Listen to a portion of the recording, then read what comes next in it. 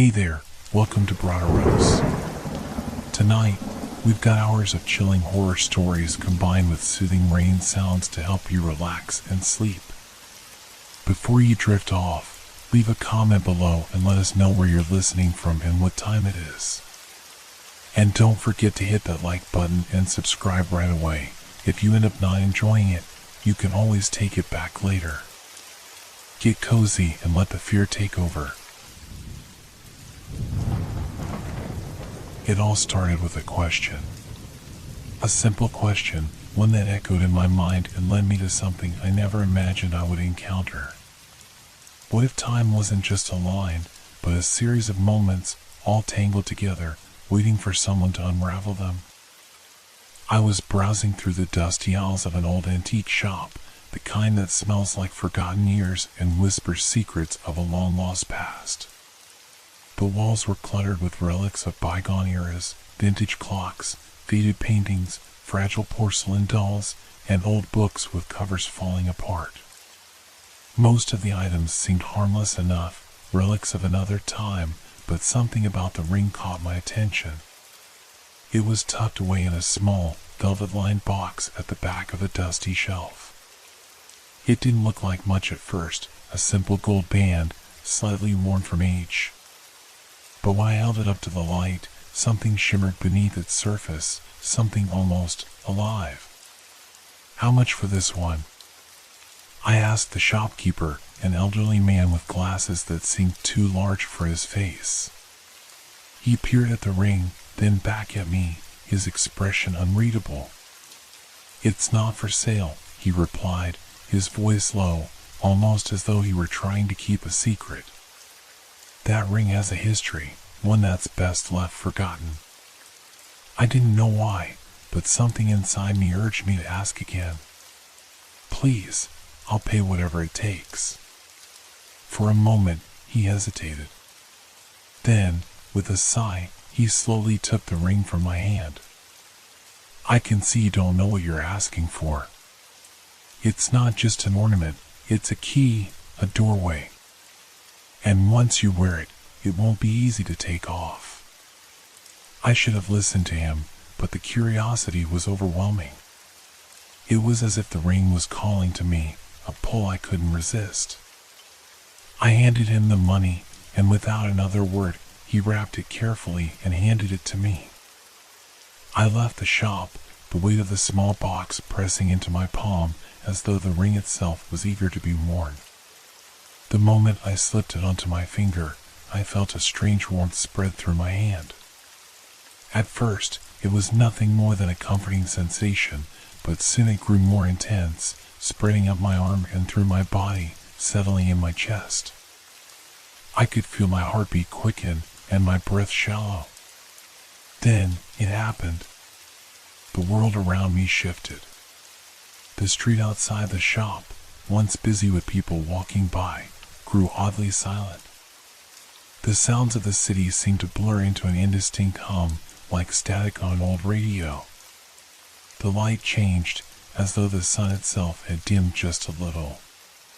And then I saw it. A figure, standing across the street, not far from where I stood.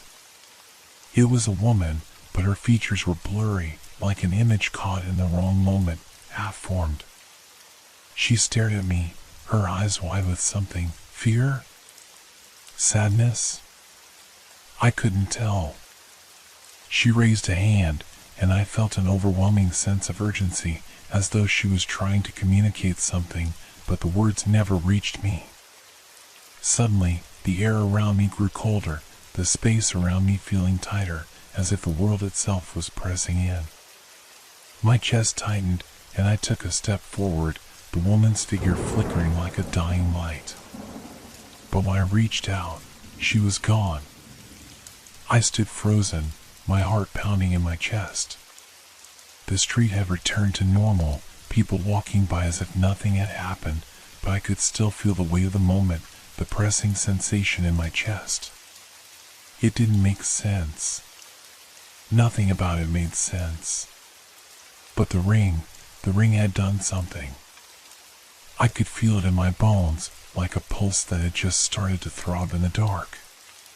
And then I heard something. A whisper, soft at first, but growing louder with each passing second. It was a voice, but it didn't belong to anyone around me. It came from within, from the very depths of my mind.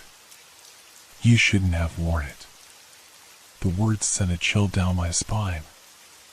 I turned, half expecting to see someone standing behind me, but no one was there. The streets were empty now, the people all gone. Just me, and the soft whisper of that voice echoing in my head. You shouldn't have worn it. The ring. I could feel it pressing against my skin now, cold and heavy, as though it was starting to pull me towards something I couldn't see. I didn't know it yet, but I was no longer alone. I couldn't shake the feeling that I was being watched. At first, I dismissed it as paranoia. After all, I had just stepped into the strange world of the ring. But the more I tried to ignore it, the more it gnawed at me. The whispers, soft, almost imperceptible at first, were becoming clearer. As I made my way home, the sounds of the city seemed to fade into the background, replaced by an eerie quiet. The faint hum of passing cars and distant chatter was drowned out by the voices, distant but unmistakable.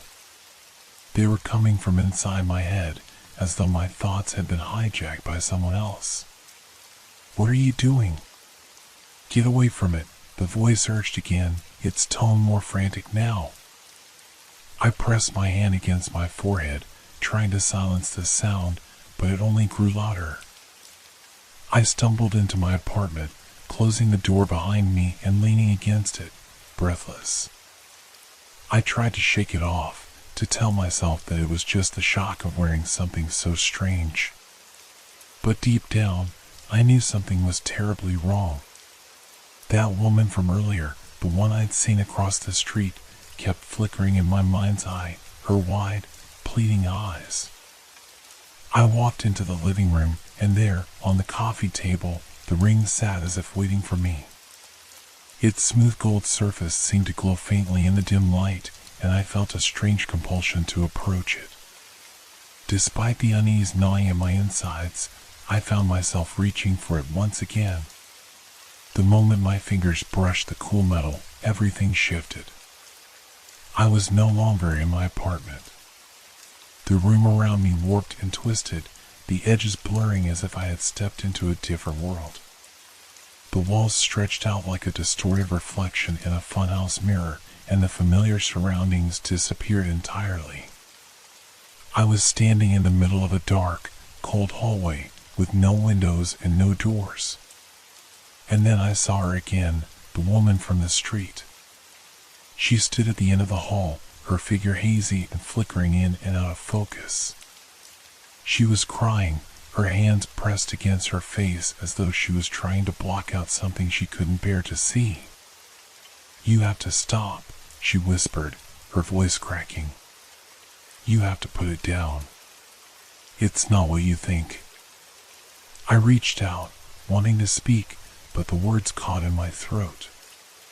The air was thick with a suffocating pressure, and I felt a chill creeping up my spine. The hallway seemed to stretch endlessly in front of me, the woman's figure shrinking further and further with each step I took. But before I could move any closer, something shifted behind me, a sound. A sharp, scraping noise, like something, or someone, was dragging themselves across the floor. I spun around, but saw nothing. The hallway stretched behind me, but there was no sign of the source. Then, a voice, low and guttural, came from the shadows. It's too late. I froze, the words sending a surge of panic through my chest. Something was lurking in the darkness, something that I couldn't see but could feel closing in. Suddenly, a flicker of light, bright and blinding, pierced the darkness. I shielded my eyes, and when the light dimmed, I found myself back in my apartment, standing in front of the coffee table. My hand was still on the ring, but the room was unchanged. The voices stopped. I stumbled back, my legs weak, and collapsed onto the couch. My mind raced, trying to process what had just happened. The woman's voice still echoed in my ears, but now it was drowned out by a new, unsettling realization. The ring wasn't just showing me memories. It was connecting me to something else, something that wanted me to know its secrets. But why me? I didn't know how much longer I could take this. Every time I touched the ring, the boundaries between my world and whatever else I was seeing began to blur. The voices, those whispers, were becoming more insistent, and the figures I glimpsed weren't just strangers anymore. They were becoming personal, and they were starting to follow me. I couldn't stop. No matter how much I tried to avoid it, the ring was calling to me. It wasn't just a ring anymore, it had become an extension of myself, an unyielding pull, forcing me to confront the unknown. The visions, no, the memories, were growing more frequent, more vivid, and more impossible to ignore. I tried to take it off. I pulled at it, twisted it, but it was as though the ring had fused with my skin. The more I struggled, the tighter it became, pressing into my finger like a vice. It was as though it was alive, and it didn't want to let me go. The whispers started again. You don't understand. You have to see. You have to know. I could hear them clearly now, the voices of strangers who sounded so real, so close, and yet I couldn't see them. They weren't just in my head, they were all around me. At first, they were faint, like distant murmurs, but soon they became sharp, like they were standing right next to me, whispering in my ear. The first vision I had that night wasn't like the others. It wasn't a fleeting glimpse of a memory, it was a full-on experience. I was standing in a small, dimly lit room. The walls were covered in peeling wallpaper, and a cold draft blew through the cracked window. The air smelled of mildew and decay. There was a man in the room, pacing back and forth. He looked familiar, though I couldn't place where I'd seen him before. His eyes were wide, frantic, and his hands trembled as he clutched a small, tattered book. He muttered to himself, his words barely audible. I can't let them find it. I can't. It's too dangerous. They'll know. They'll know everything. His voice cracked, and he stopped pacing, suddenly staring directly at me, as though he could see me standing there, watching him. His expression twisted with fear, and he backed away, his hands reaching out in a desperate plea. Please, you have to leave. Don't come any closer. Don't make the same mistake I did. Then, everything shifted. The air turned thick, suffocating, and I felt the temperature drop drastically. I could see my breath fogging in front of me. The man's figure began to distort, his face warping, his features blurring into something unrecognizable. I could hear the scraping again, louder this time, as though something was dragging itself across the floor behind me. I tried to turn, but my body wouldn't respond. I was frozen, my eyes locked on the man as he screamed in agony. His hands twisted in the air as though he were trying to reach for something, but there was nothing there. The shadows seemed to grow, reaching out toward him, swallowing him whole. No! No! Please! He screamed, his voice breaking, before he was consumed by the darkness. The room fell silent, and I was left standing alone in the cold, damp space. The vision ended abruptly, and I found myself back in my apartment, gasping for air. My hands shook, my chest tight with panic. I was drenched in sweat, my heart racing. I could still hear the man's screams echoing in my mind, the sound of his terror imprinted on my brain. The whispers had stopped, but the feeling of dread hadn't. The ring, no longer just an object, but an anchor to something far worse than I could have ever imagined, was tightening around my finger. I needed to understand. The next time I touched the ring, I wasn't prepared for what followed. I was back in the hallway again. The same hallway, the same darkness, but this time there was something different. I could feel a presence behind me, something waiting. I turned slowly, my heart pounding in my chest. In the far distance, I saw her again, the woman. She was closer this time, standing just a few feet away. But she wasn't alone. Behind her, in the shadows, was a figure. Tall, dark, and unmoving. Its face was obscured, but its presence was suffocating, like a weight pressing down on me. It didn't move, didn't speak, but I could feel its gaze, cold, empty, and hungry. The woman's eyes met mine, her face contorting in terror. "It's too late," she whispered. "You've seen it now. You've seen them." Before I could respond, the figure in the shadows stepped forward, its silhouette becoming clearer. It was no longer a vague shape, but something solid, something real. A man, with hollow eyes and a face twisted in pain. "You shouldn't have touched it," he rasped, his voice distorted, as if coming from deep within a well. I tried to run, but my legs wouldn't move. I was trapped, surrounded by the oppressive darkness, unable to escape. The figure's mouth opened, and a low, guttural growl escaped, reverberating through the air, vibrating my very bones. And then, just as quickly as it began, the world around me fractured. The hallway, the woman, the figure, they all vanished, replaced by the familiar walls of my apartment. But I wasn't alone. In the corner of the room, standing motionless, was the figure. It had followed me. I was no longer sure where the ring ended and where the nightmare began.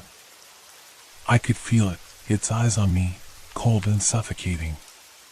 The figure, tall and shadowed, stood in the corner of my apartment, an impossible thing that didn't belong in my world. Its form was barely human, its features obscured by the darkness that clung to it like a shroud. The longer I looked at it, the more real it became, as if it was pulling itself from the shadows into existence. The air grew heavier, each breath harder to take. I wanted to scream, to run, to do something, anything, but my body wouldn't respond. It was as though I was frozen in place, caught in a nightmare where nothing was under my control. The room had grown colder, the silence deafening, broken only by the sound of my own ragged breathing. The figure didn't move, didn't make a sound. But its presence was unmistakable. It was waiting. Waiting for what? I thought, panic rising in my chest. I wasn't sure how long I stood there, unable to tear my eyes away from it, but I knew that I couldn't stay frozen forever. The ring on my finger seemed to pulse, its cold surface pressing harder into my skin. I reached for it, desperate to remove it, to rid myself of whatever cursed power it had brought into my life. But it wouldn't budge. It felt like part of me now, like I was bound to it, unable to break free. Why me? The question echoed in my mind, but no answer came. The only sound in the room was the faint hum of the ring's magic, a deep, unsettling vibration that seemed to reverberate in my bones. Suddenly, the figure in the corner moved. It wasn't a fluid motion, it was jerky, unnatural, as if it was struggling against something, as if it didn't quite belong in the space it occupied. Its form flickered, and I saw flashes of its true nature, something dark, ancient, and horrific. Its face, or what should have been a face, was a swirling mass of shadow and distortion, like the remnants of something lost to time. I wanted to look away, but I couldn't. Its gaze, or what passed for a gaze, locked onto mine, and for the briefest moment, I felt the weight of its presence deep within my chest. It was as if it was reaching into my soul, probing my very essence. "You shouldn't have worn it," the voice came again, but this time it was not from within my mind. The figure's mouth moved, but the words came from everywhere at once, as if it was speaking through the very walls of the room. "Now you know. Now you're part of it." I staggered back, my legs shaking beneath me, my heart hammering in my chest. My hand instinctively went to the ring, but I could feel the familiar sensation of cold metal against my skin, as though it was trying to fuse with my very flesh. It was too late to turn back. The figure stepped closer, its form growing clearer with every passing second. The room seemed to warp around it, the walls bending and twisting like rubber, as if the very fabric of reality was struggling to contain it. I backed away, my mind racing, but there was nowhere to go.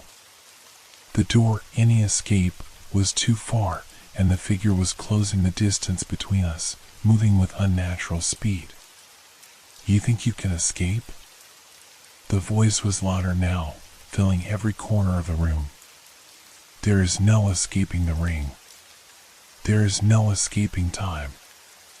I looked around, desperate for something, anything, that could save me.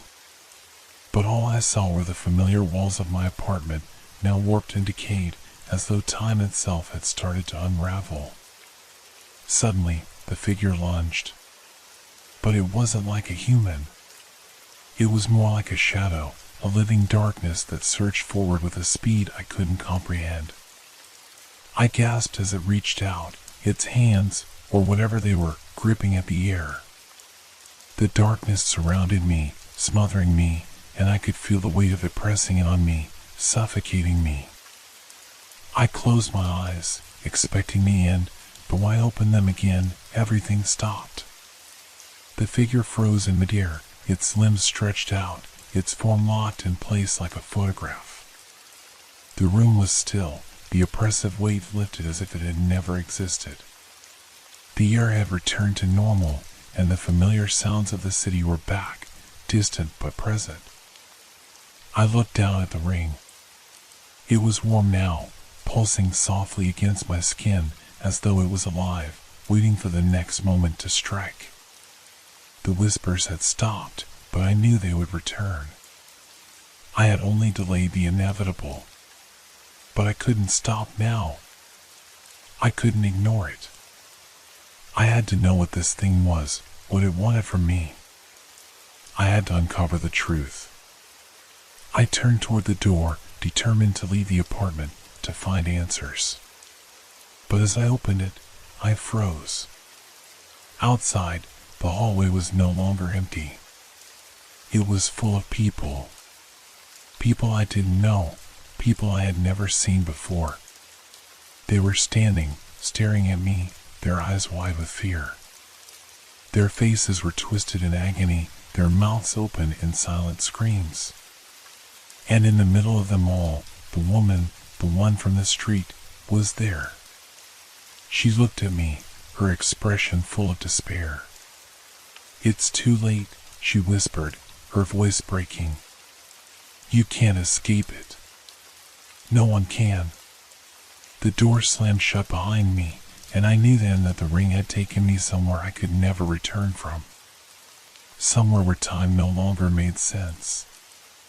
Somewhere where I was already lost. The world felt wrong.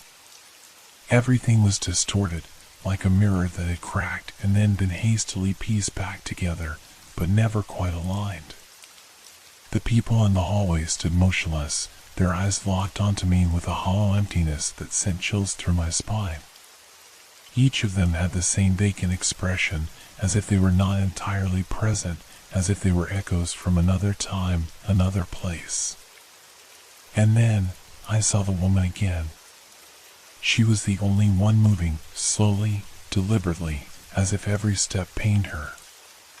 Her face was gaunt, her eyes sunken, and yet there was a deep understanding in her gaze.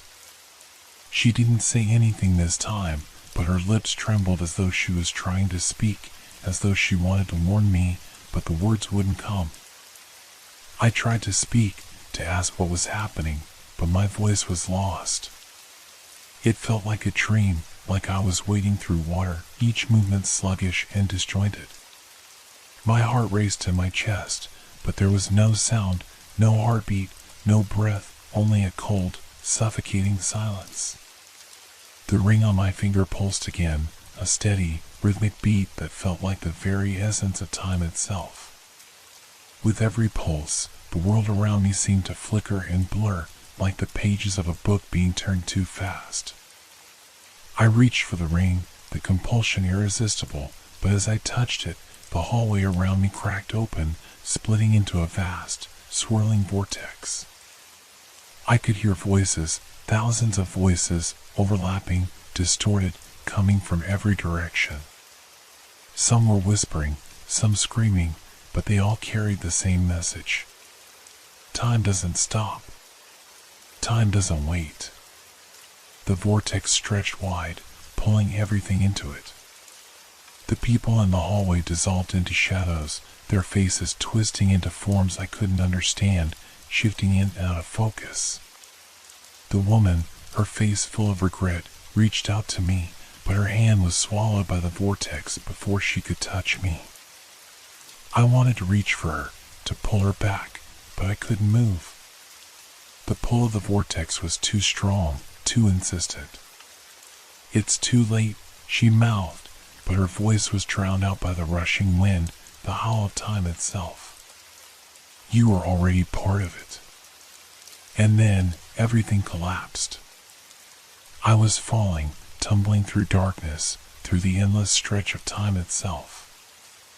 I couldn't see anything but the swirling void around me, an endless expanse of empty space and fractured moments. There was no ground beneath me, no sky above. Only the ring, its cold presence a constant reminder that I was bound to this. The voices continued to echo, growing louder, more insistent. I could hear the whispers of people I didn't know, their stories, their memories, their regrets. But they were no longer distant. They were inside me. Every memory, every feeling, every fragment of time that had ever existed collided within me. And then, just as suddenly as it began, it stopped. I opened my eyes, but there was nothing to see. There was no sound, no light, no presence, only a feeling of weightlessness, as if I were suspended between worlds. The ring on my finger was still there, still pulsing. I tried to remove it again, but it was no use. It had become part of me. It wasn't just on my finger, it was inside me, wrapped around my soul, binding me to something I didn't understand. And then, I realized something horrifying. This was it. This was where I was meant to be.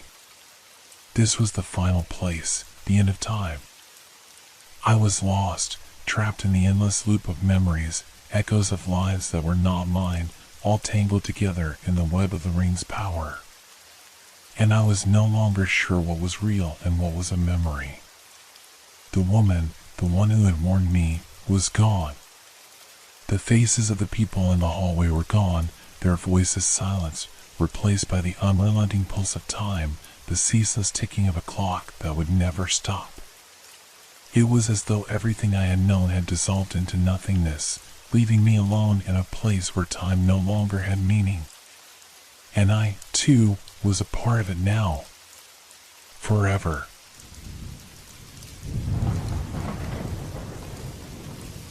Have you ever wondered if your thoughts were truly your own?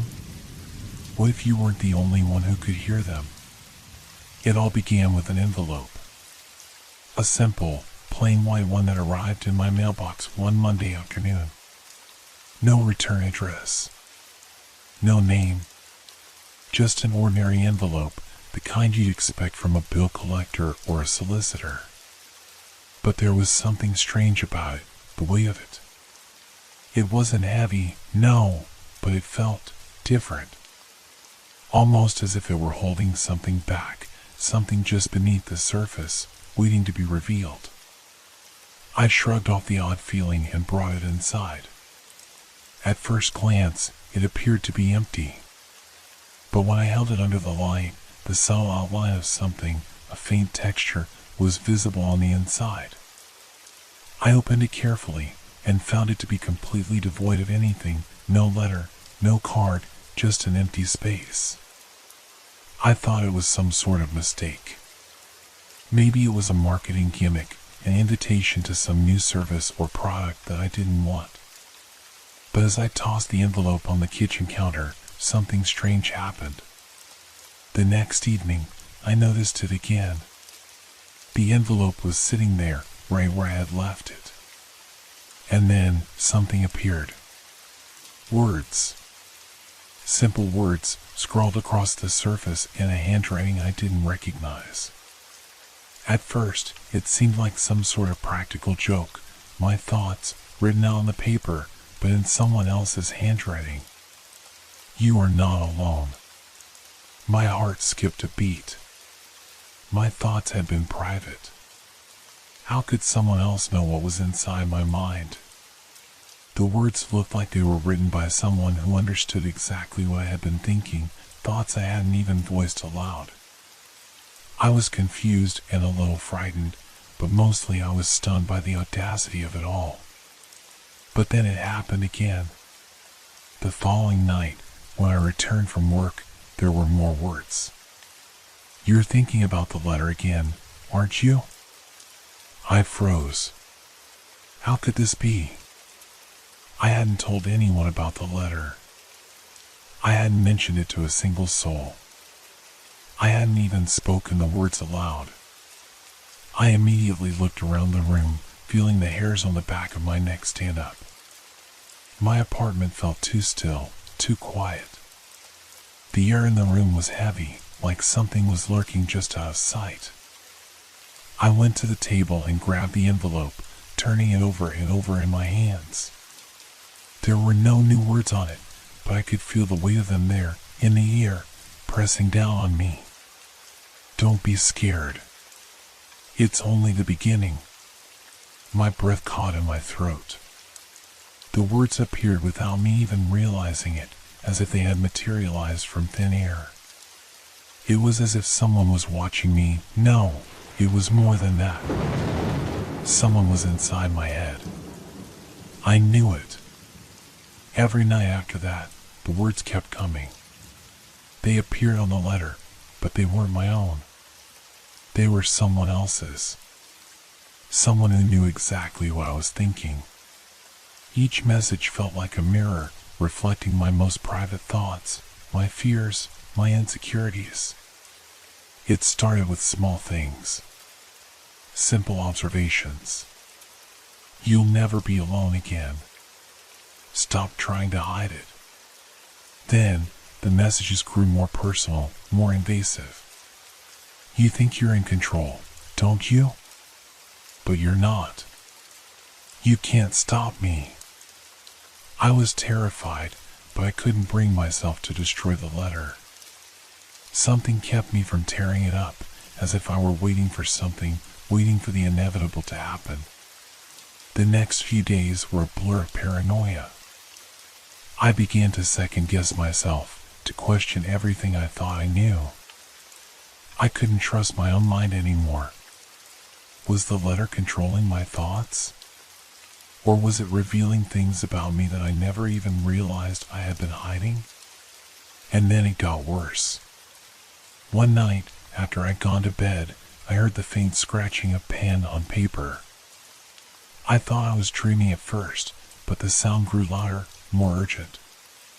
My heart raced. I forced myself to get out of bed to confront whatever was happening. The room was dim, but the letter was there, on my desk, waiting. I approached it slowly, every step heavy, every nerve on edge. The words were already forming.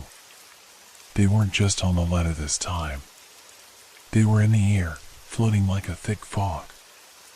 I know everything about you. I recoiled, my body shuddering. The words were in my head now, louder than my own thoughts. The voice was no longer just on the paper.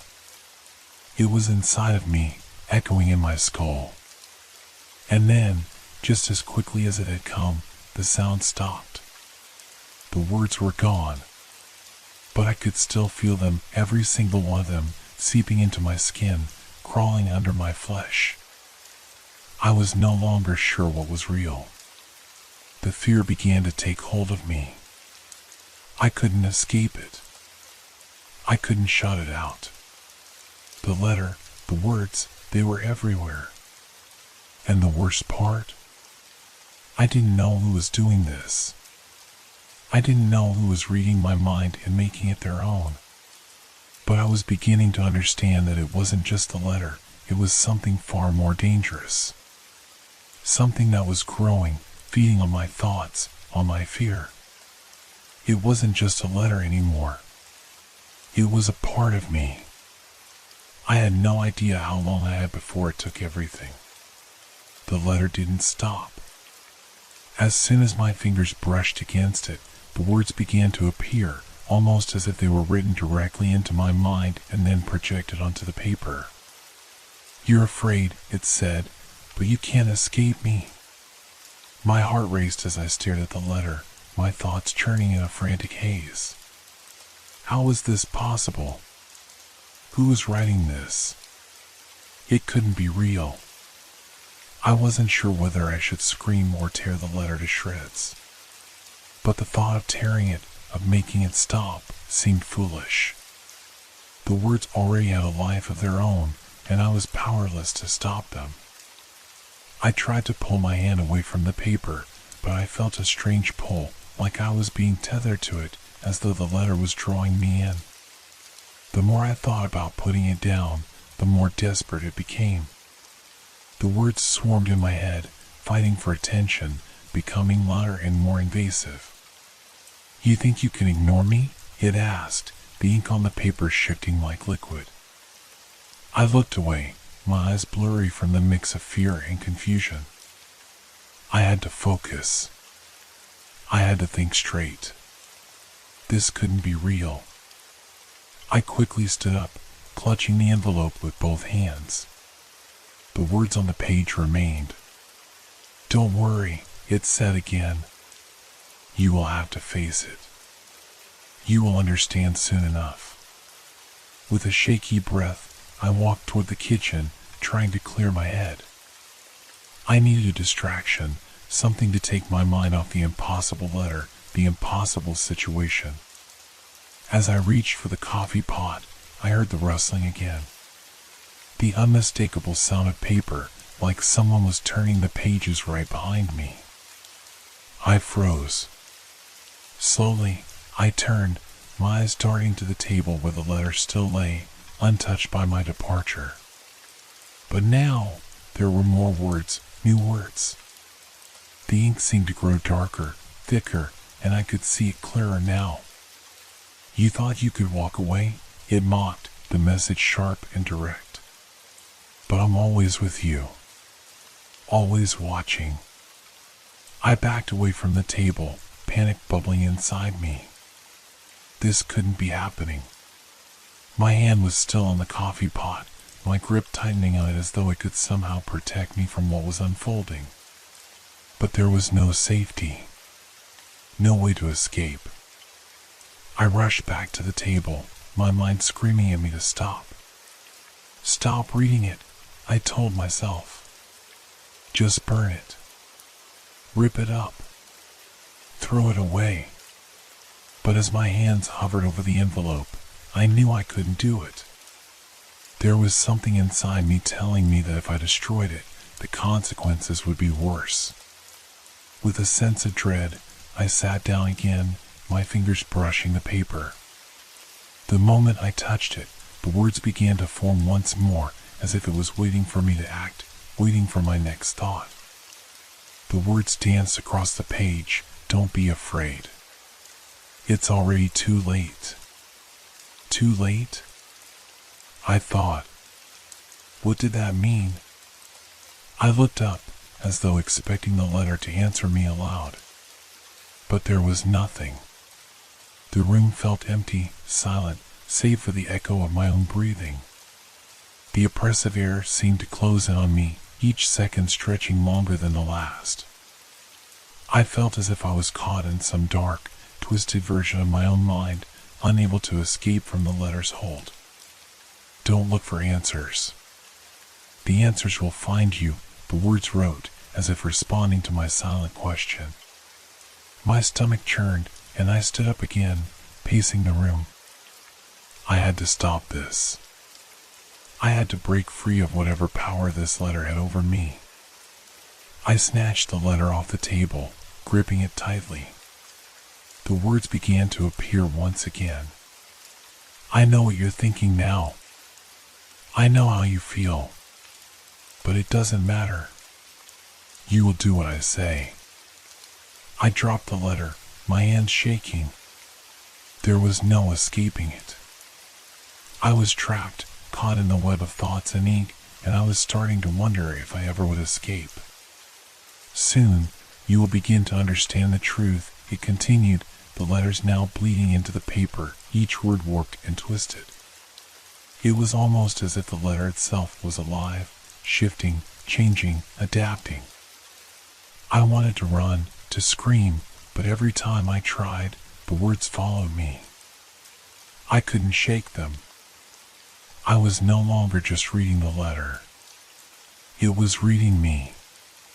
And it knew everything. The letter didn't stop. It never did. I tried, desperately, to push it out of my mind, but with each passing second, it seemed to sink deeper into my thoughts, taking hold of my consciousness like a virus.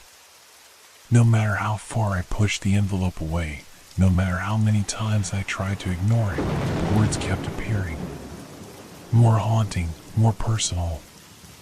They knew everything about me, things I hadn't told anyone, things I had barely admitted to myself.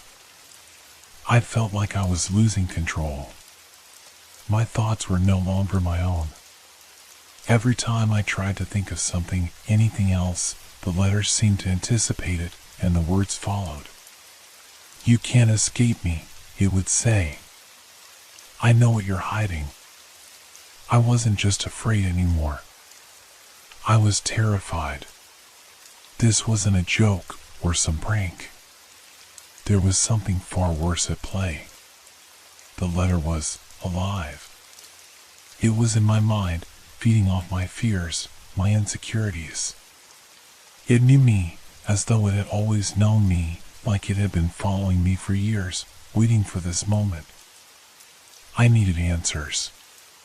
My hands trembled as I reached for the letter once again. The moment my fingers brushed against the paper, the words began to appear, but this time, something was different. There was a new message, longer than the others, almost as if it was preparing me for something more. You're not alone. You never were. The words grew darker, more ominous. They swirled together, morphing into shapes that seemed to reach out from the page, as if they were alive. The ink spread across the paper like a living thing, crawling toward me, almost as if it were trying to touch me. I felt my stomach twist in horror. My mind raced, desperately trying to make sense of the message. What do you want from me? I whispered aloud, my voice trembling. And then, in a way that made my blood run cold, the answer came. You've been chosen. The words continued, almost mocking in their simplicity, but each one was a blow to my sanity. Chosen to bear the burden. Chosen to face what's coming. The ink began to pulse, as if reacting to the words, a deep thrum that seemed to resonate in my bones. I recoiled, my hands shaking. This was beyond anything I had ever experienced.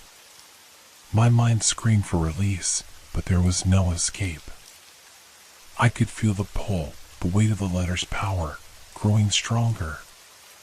You can't fight it, it wrote. It's already inside you. I could feel it. That gnawing sensation, that presence, lurking behind my thoughts. It was there, inside me, whispering things I couldn't quite grasp, things that made my skin crawl. I needed to get rid of it. I needed to destroy it, to rid myself of whatever dark force was controlling me. But just as I reached for the letter again, a strange sound filled the room, like a soft but persistent tapping. It was coming from the other side of the room, a slow, rhythmic sound, almost like someone knocking, but it was irregular, like a distorted heartbeat. I froze. The tapping grew louder, more insistent. I turned toward the sound, my breath catching in my throat. The room seemed to grow darker, colder. Shadows began to twist along the walls, stretching and distorting as though something was moving in the periphery of my vision. I felt trapped. I tried to focus, but the words from the letter filled my mind again, drowning out everything else. "It's already too late," it whispered. "You've opened the door. Now you must face what comes through." I stumbled backward, my heart pounding in my chest. My eyes darted to the window, but the world outside was dark, shrouded in thick, suffocating shadows. The tapping continued, now louder, faster, almost frantic. Something was coming, something I couldn't see but felt deep in my bones. I ran toward the door, my hands trembling as I fumbled for the handle. But it was locked. Of course, it was locked. My mind was racing, every possible escape route closing in on me. The knocking, no, it wasn't knocking anymore. It was something else, something far worse. It was footsteps. Slow, deliberate footsteps, coming closer and closer. The words on the letter began to fade, then reappear, as if the letter itself were feeding off the terror growing inside me. "You can't run from me," it wrote. "You're already a part of this." I spun around, eyes wide with panic. The shadows were growing thicker now, taking on a life of their own, twisting into figures. Figures that began to take form, slowly but surely. I wasn't alone. The footsteps stopped, and for a long, agonizing moment, there was silence. Then, a voice broke through the stillness. "You shouldn't have read the letter." The voice was calm, almost soothing, but it carried an unmistakable threat. My body went cold. The shadows around me moved, coalescing into shapes, faces. I couldn't make out their features, but I knew they were there, watching. And I realized the horrible truth. The letter wasn't just reading my thoughts. It was guiding them. It was bringing something to me. Something that had been waiting in the shadows, waiting for the right moment to step into the light. And now, that moment had come. "You belong to us now." The words were final. The footsteps started again, growing closer, and I was certain, I was sure, that whatever was on the other side of that door was coming for me. And there was no place to hide. The footsteps continued. They were so close now, almost directly behind me. I could feel the presence drawing nearer, like a cold, suffocating fog that wrapped around my chest and squeezed, making it harder to breathe. The shadows in the room seemed to shift, their movements fluid, unnatural. They weren't just shapes anymore, they were entities. Real entities. I could feel them in the corners of my vision, but whenever I tried to look directly at them, they slipped away, hiding in the darkness. "Don't run," the letter whispered. "You cannot escape." I turned, my hands gripping the edge of the table for support, my legs weak and unsteady. The letter was still on the table, but now the words had stopped appearing. The paper was blank again, its surface smooth and calm, as though nothing had ever been written there. But I knew better. I could feel it. The ink wasn't just ink anymore. It was alive, pulsating, waiting. I backed away, inch by inch, until I felt my legs hit the couch. I collapsed onto it, eyes wide and darting around the room, searching for any sign of movement. The footsteps had stopped, but the silence that followed was worse, deafening. The air was thick, too thick to breathe. My heart thudded in my chest, each beat pounding in my ears. "Why are you hiding?" The voice came again, now closer, much closer. It was inside my head, inside my thoughts. "You wanted to know. You wanted the truth." I covered my ears, but it didn't help. The voice was all around me, filling the room, filling the space where the shadows had once been. I could feel its weight pressing against me, its presence suffocating, pulling at my very soul. "You opened the door," it continued, and I could hear the smug satisfaction in its tone. "And now it's too late." The letter, which had been silent just moments before, flared to life again. The words appeared faster now, as though they couldn't wait to spill out of the paper. They seemed to scratch at the edges of my mind, demanding my attention. "The darkness is already here, and you will be its vessel." I screamed, a high, desperate sound that echoed through the room, but there was no one to hear. No one to help. The room grew colder. The shadows stretched farther, creeping across the walls, the floor.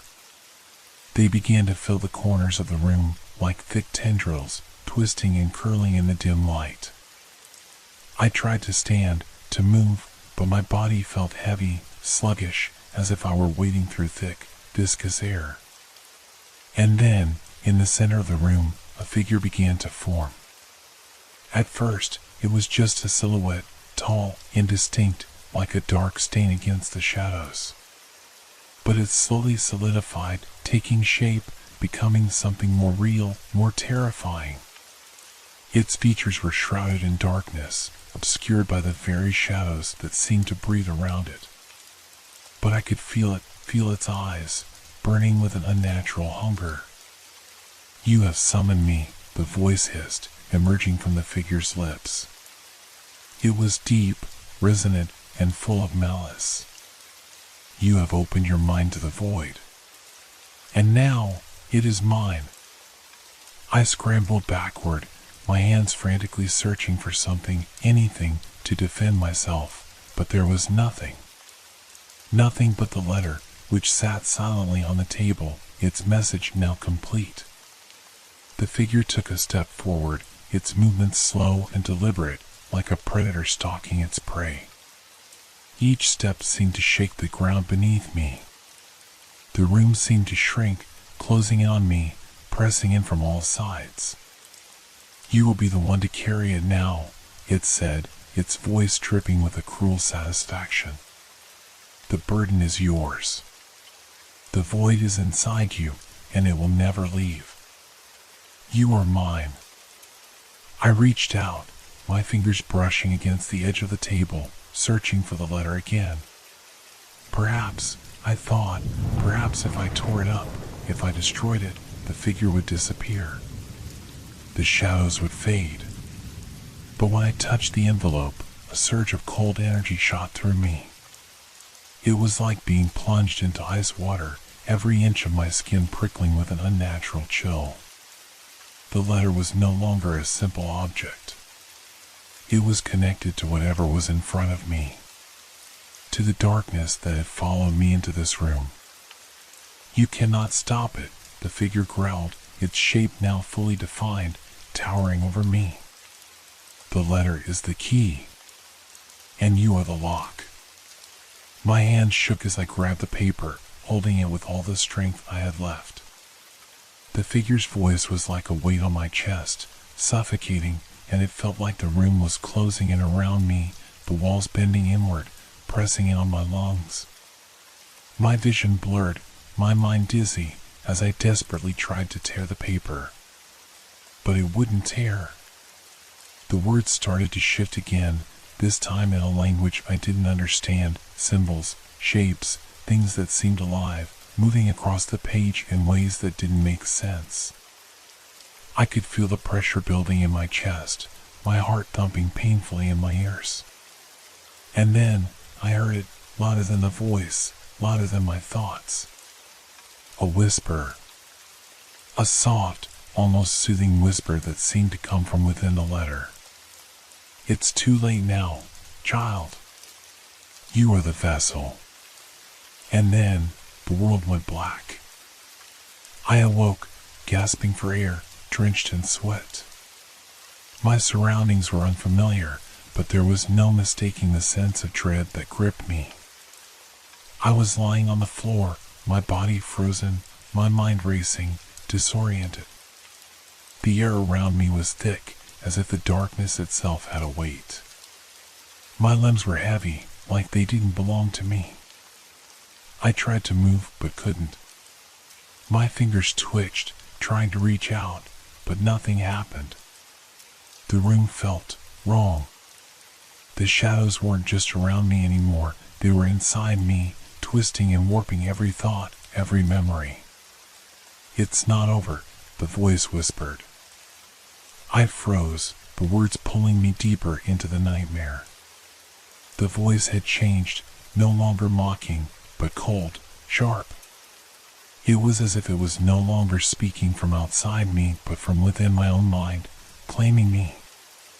My breath caught in my throat, the weight of it crushing me. I couldn't move. I couldn't scream.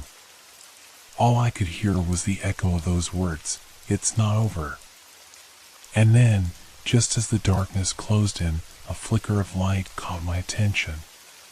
The letter.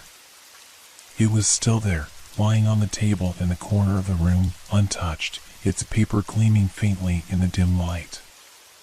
The letter that had brought me here, the letter that had promised nothing but torment. It was the source of it all. You must choose, the voice said again, louder this time. The pressure was unbearable. Choose to be free. Choose to stay. My chest tightened, my pulse thumping in my ears. I was being torn in two. Half of me wanted to escape, to rip the letter to shreds, to burn it, to leave it behind and never look back. The other half, that dark part of me, was drawn to it, to the power it held, the truth it whispered, the knowledge it offered. I didn't want to face it, but I couldn't ignore it. The letter had always known me, and now I could feel it more deeply than ever before. It was a part of me, as much as my own thoughts. A sudden surge of panic gripped me, and I forced my legs to move. I struggled to stand, my body still heavy, my mind clouded with fear and confusion. But I had to get to the letter. There was no other way. I stumbled toward the table, every step feeling like it took an eternity. The room felt colder with each movement, and the shadows on the walls seemed to press in, almost alive, whispering things I couldn't understand. I reached the table, my hands shaking as I picked up the letter. The moment my fingers touched the paper, the world shifted. The shadows around me grew darker, more solid, until they surrounded me completely. The room seemed to bend, its walls stretching, warping into grotesque shapes. The air became thick with the stench of decay, and the voice, oh, the voice, was now all around me, filling every inch of my mind. You belong to us now, it said, not as a statement, but as a declaration. I clenched the letter in my hand, trying to tear it, trying to escape. But it was useless. The letter wasn't just a piece of paper anymore. It was part of me, part of this thing. It had become my prison, my curse. You can't escape, the voice hissed again. There's no way out. The darkness is inside you. It always has been. My heart raced.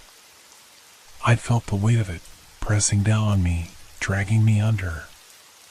The shadows closed in, suffocating me, and for a moment I thought I might die here, trapped in the very darkness I had unwittingly let into my life. But then a new thought emerged. A thought that didn't come from me. It came from the letter. "You can still choose," it whispered. "Choose to destroy it. Choose to end it all. The choice is yours." I looked at the letter again, feeling the weight of its power, the weight of my choice. If I tore it, if I destroyed it, would that end the nightmare? Would the darkness be gone? Or would it consume me completely, pulling me deeper into the void? I could feel the pull, the temptation, but deep down, I knew what I had to do.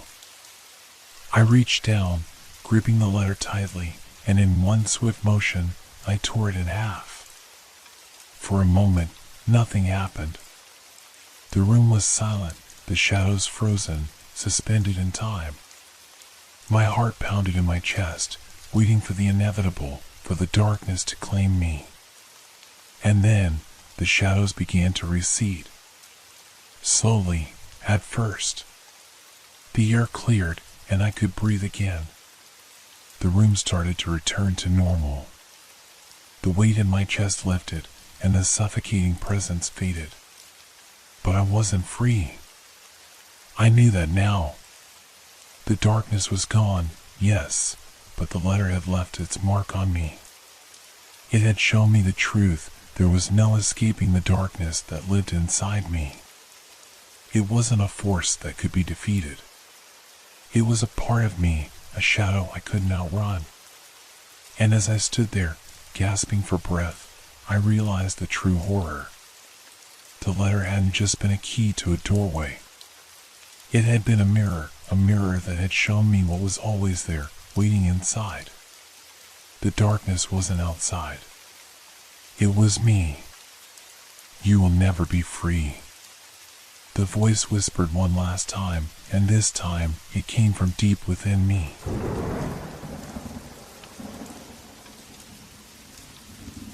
Have you ever had one of those moments where you question whether you're awake or lost in a dream? I never thought I'd experience that feeling, not until the day the elevator in my office building decided to break all the rules. It started like any normal day. I had just finished a long meeting, and the day was dragging on. As usual, I headed toward the elevator on the far end of the hallway to get to my office on the 8th floor. It was the fastest route, and the lift had always been reliable until that day. When I pressed the button, the elevator doors opened, but instead of the usual hum of the machinery, there was a faint creak, almost like a groan. I stepped inside, dismissing it as just another mechanical glitch.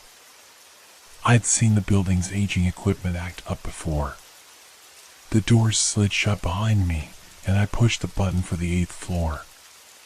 But instead of the usual chime, the elevator jerked, its lights flickering as if it was struggling to move. Then, with a sudden lurch, the elevator descended, far more quickly than normal. My stomach dropped as the numbers above the door flickered and switched rapidly, but it wasn't until I noticed that the elevator wasn't stopping at any of the usual floors that my unease began to grow. The thing is, I knew this building. I'd worked here for years. There were no floors below the first. The basement was strictly for storage, just one floor beneath the ground. But as the elevator kept descending, the numbers on the panel kept changing. The building's construction map didn't even have any levels this deep. My mind raced with questions. What was happening? Why wasn't it stopping? Then, the elevator came to a grinding halt. The doors opened. At first, I thought I must have somehow ended up in the basement, but something was off. The hallway outside was lit by a dim, flickering light. I stepped out cautiously, my shoes clicking sharply against the cold concrete floor.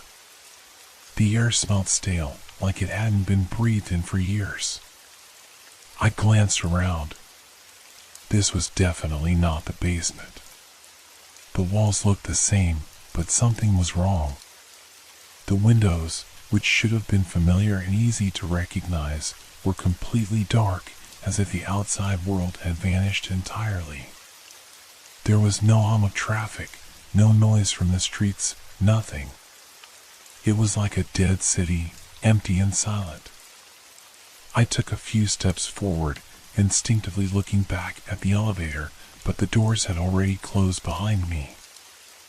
I pressed the button again, hoping it would take me back, but nothing happened.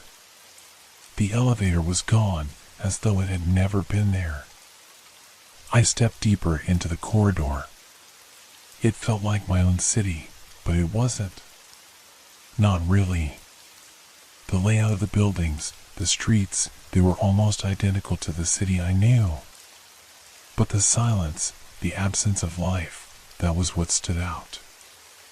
I had always taken for granted the noise of a city, cars, people talking, the distant hum of life. But here? Nothing. I walked for what felt like hours, but no one appeared. No one walked by.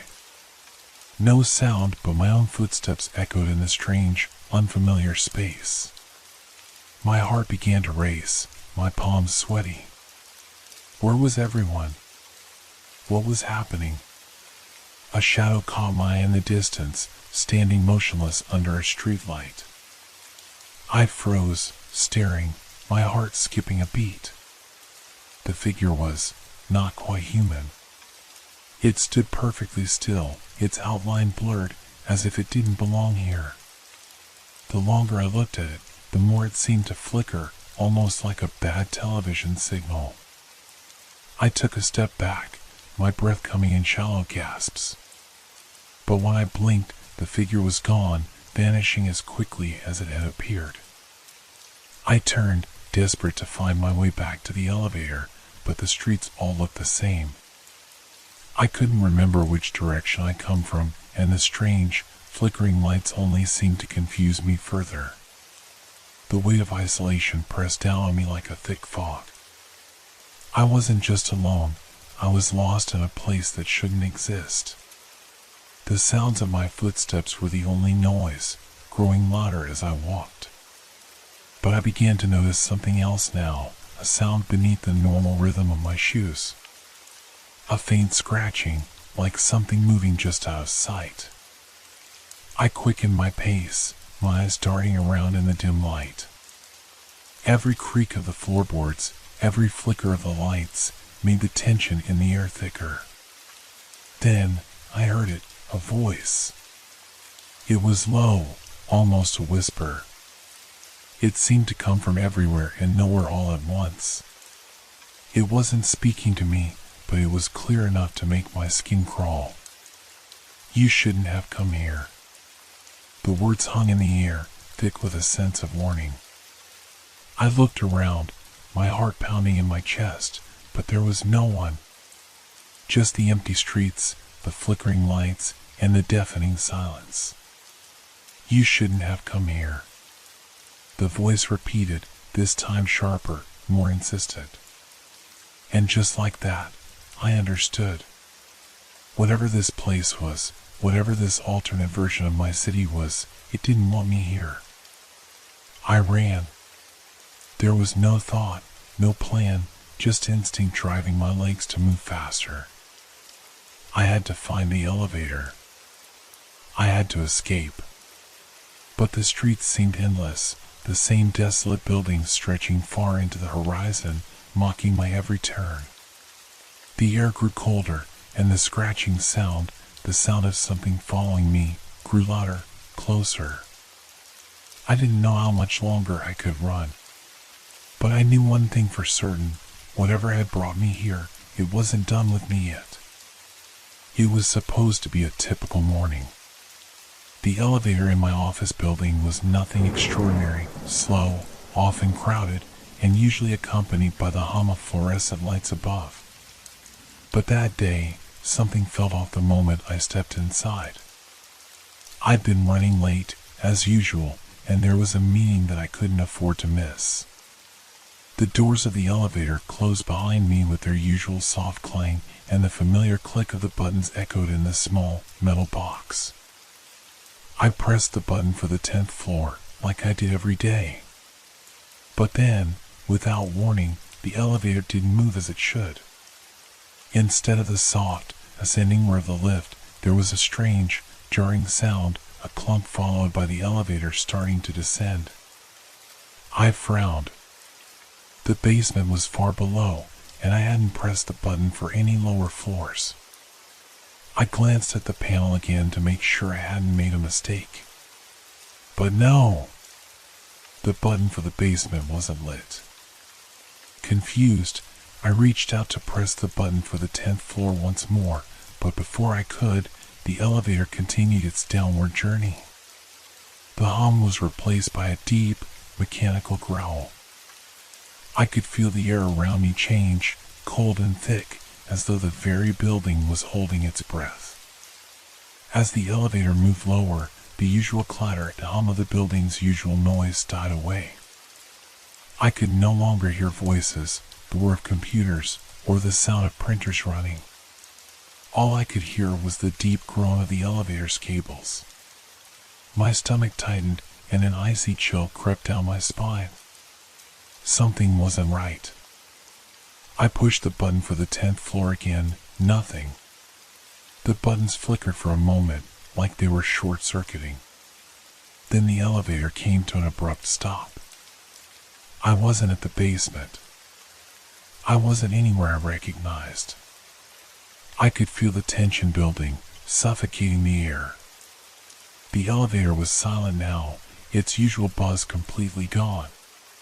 The floor beneath my feet felt strangely solid, too solid, as if it were something more than just the usual metal paneling. The doors opened. I stood frozen, staring at the scene outside. It was my city, but not. The buildings, the streets, even the sky, it all seemed too quiet. Too empty. The faint outline of familiar landmarks sat there, but there were no people. No cars. No sounds. It was a ghostly replica of the world I knew, a place that seemed to exist, but not truly. The emptiness crawled under my skin. I stepped out cautiously, my breath shallow. There was a heaviness in the air, like something was watching me, though I could see nothing. I felt a strange compulsion to move, to explore this silent version of my world. I glanced behind me, half expecting to see the elevator doors closing, but they were still wide open, as if inviting me in. The air outside felt unnaturally still, pressing against my chest, each step I took seeming to echo unnervingly. It was as though I was walking in a place that shouldn't exist, a shadow of my reality. I heard a faint sound, distant, yet familiar. It was the soft scuffling of footsteps, slow and deliberate. I turned quickly, but no one was there. The streets were still as empty as before. The sound had stopped, leaving nothing but the oppressive silence. Was it in my head? Or was I truly not alone? A shiver ran down my spine as I considered stepping back into the elevator and trying to go up again. But the elevator was still open, beckoning me to explore further. And so, against my better judgment, I moved forward. I began walking down the street, my shoes clicking against the pavement. It looked like downtown, but the streets were eerily barren. The tall office buildings I worked in during the day stood motionless, but there were no signs of life. No cars in the parking lots. No pedestrians rushing to work or heading for lunch. And then I saw something that made my heart skip. A figure in the distance. It was hard to make out at first, just a shadow in the distance, a dark shape standing motionless by the sidewalk. As I walked closer, my pulse quickened, my feet moving faster, even though my mind screamed at me to stop. I couldn't stop myself. I had to know. But as I got closer, the figure did not move. While I was only a few paces away, I froze. The figure wasn't human. It was a mannequin. A life-size mannequin stood on the sidewalk, its limbs stiff and unnatural, with its empty eyes staring straight ahead.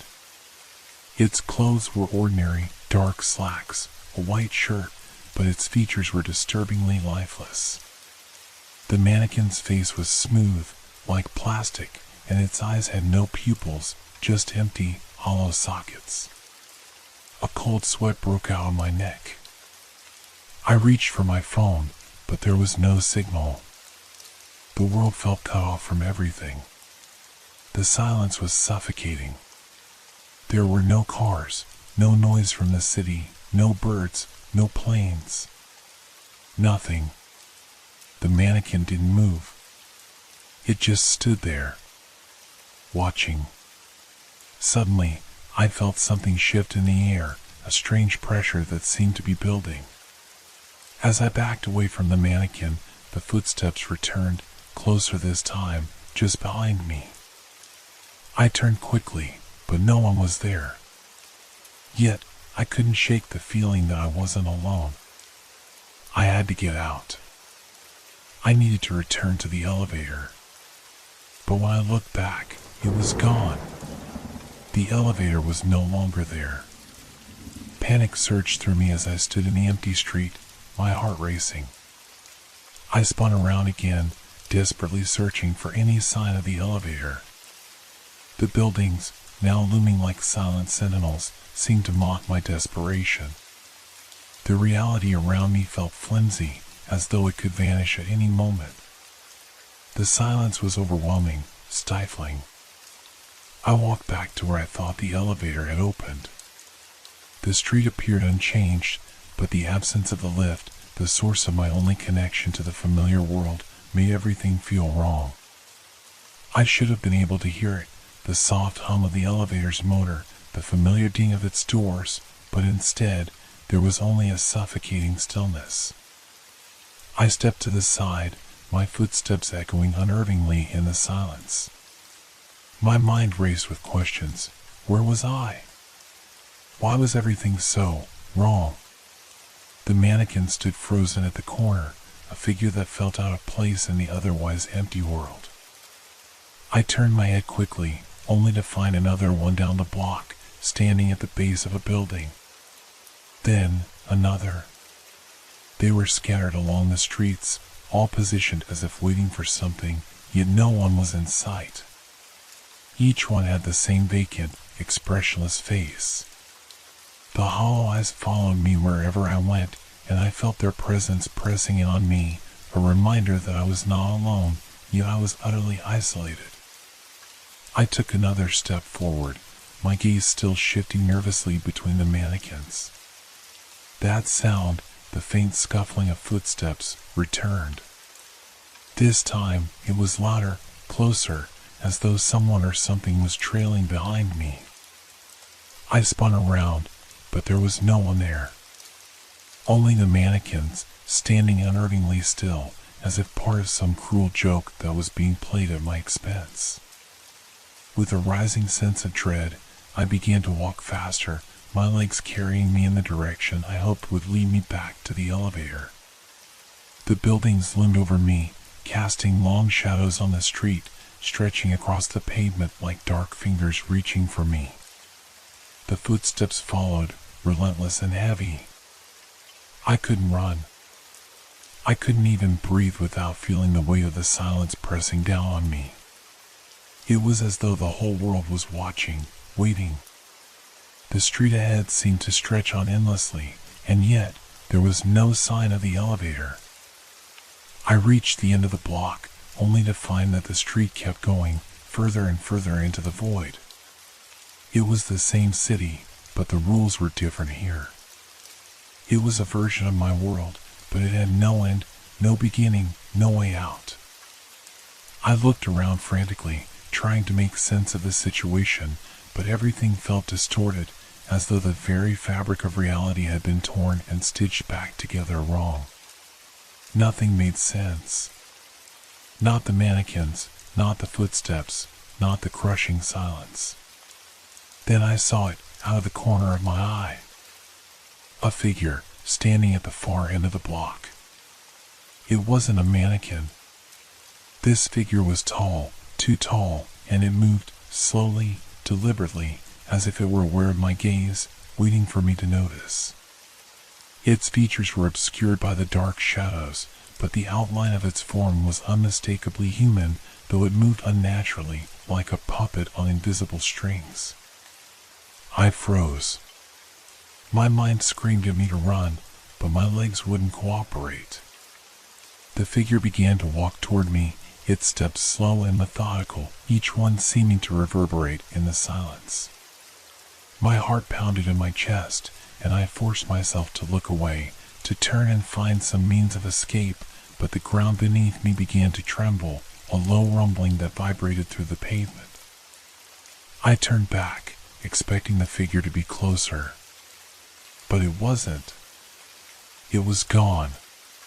Instead, there were more mannequins, lined up on either side of the street, all facing me, their empty eyes fixed on my every move.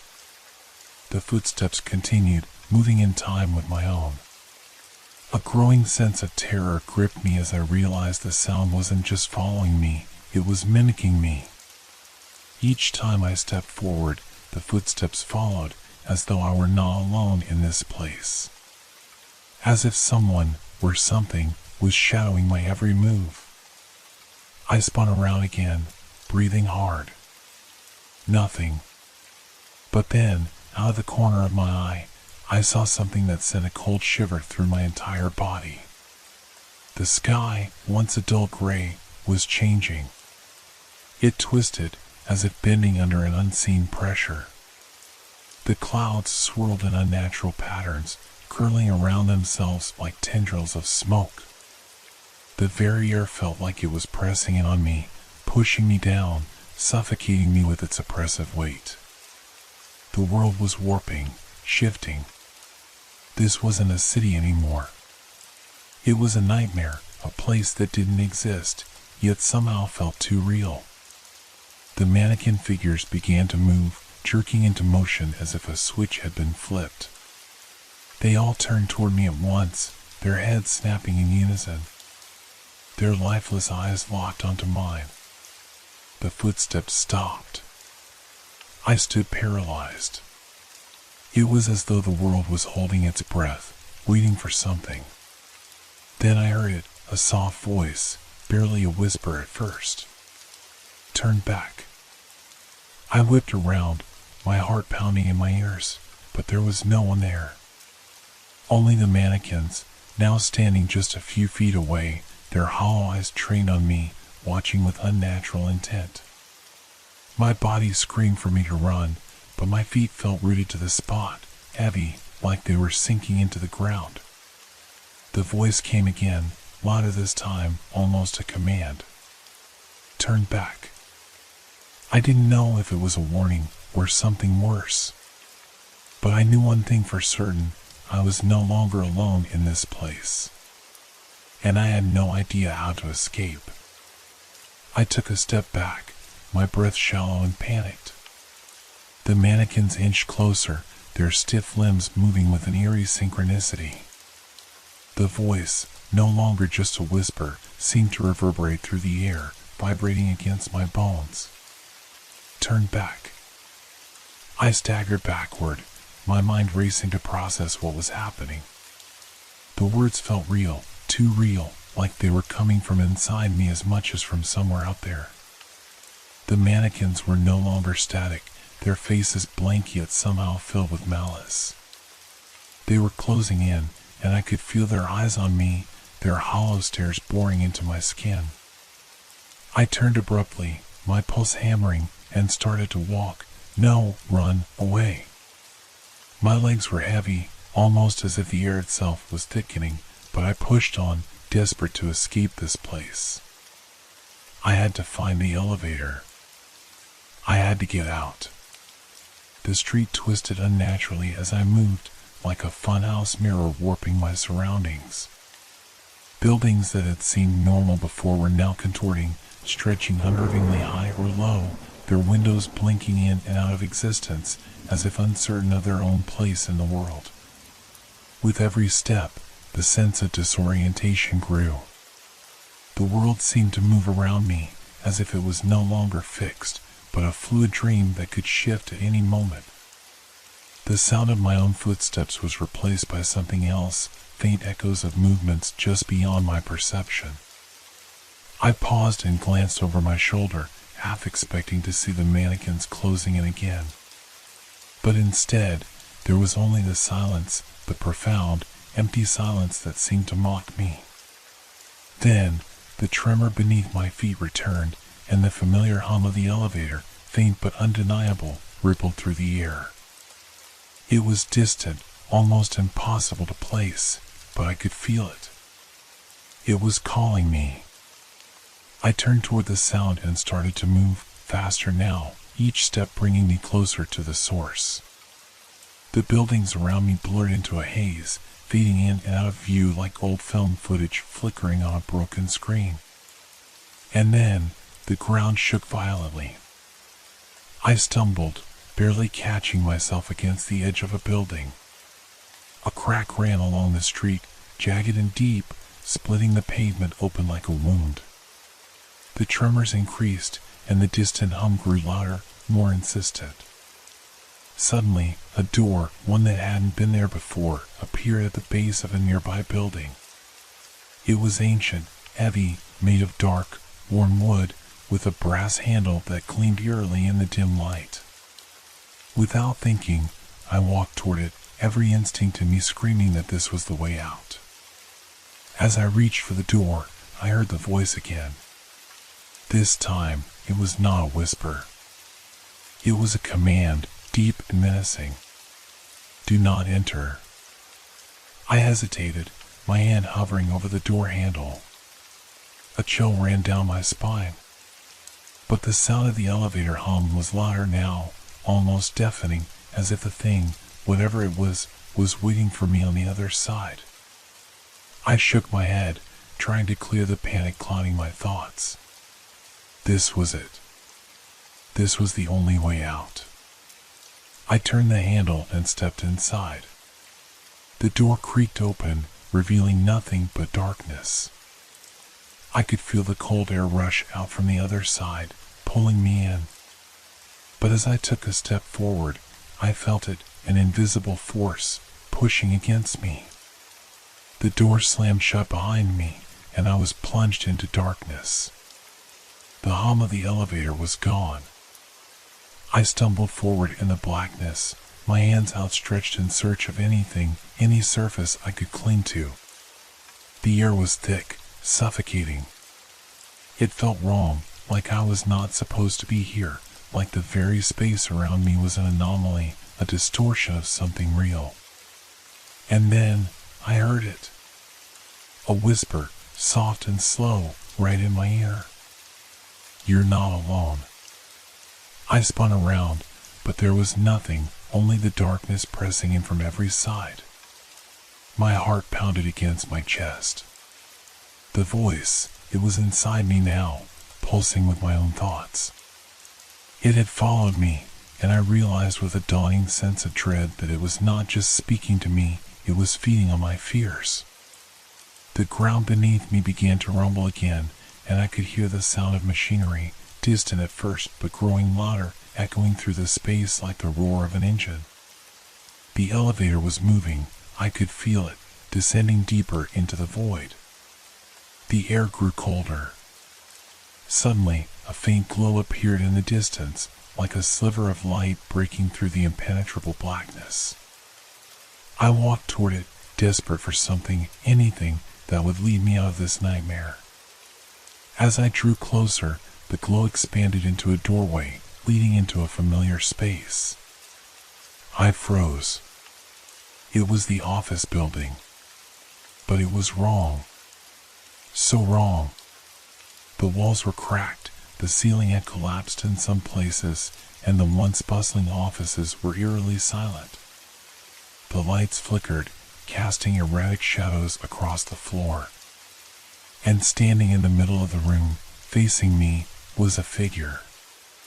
It was me. Or at least, it looked like me. But this version was different. Its eyes were empty voids, black as pitch, and its mouth curled into an unnatural smile. The figure was frozen in place, unmoving, yet I could feel its presence, like a cold wind against my skin. I took a step back, but it wasn't moving. It was just watching me, waiting. Its smile widened, and a voice, slow and chilling, echoed in my mind. "Welcome back." The words froze me in place, and for a moment, I wondered if I had ever left. The air around me grew thick, stifling. I couldn't breathe. My chest felt tight, as though the very walls of this twisted version of the office were closing in on me. The figure, my reflection, but not quite, stood perfectly still, its eyes hollow, its smile wide and unsettling. I couldn't tear my gaze away. A horrible thought crawled into my mind. Is this how it ends? That I had somehow become a part of whatever nightmare this place was, that I had crossed a line I couldn't come back from? The smile on the figure's face didn't falter. It was as if it was waiting for something I wasn't ready to give. I turned around, desperate to escape, to find that damn elevator again and leave this place. But as I stepped back, the walls of the room began to shift. The hallway that had once led me to the door was now a wall. The windows, those too were gone, replaced by solid brick, as if they had never existed in the first place. My heart pounded.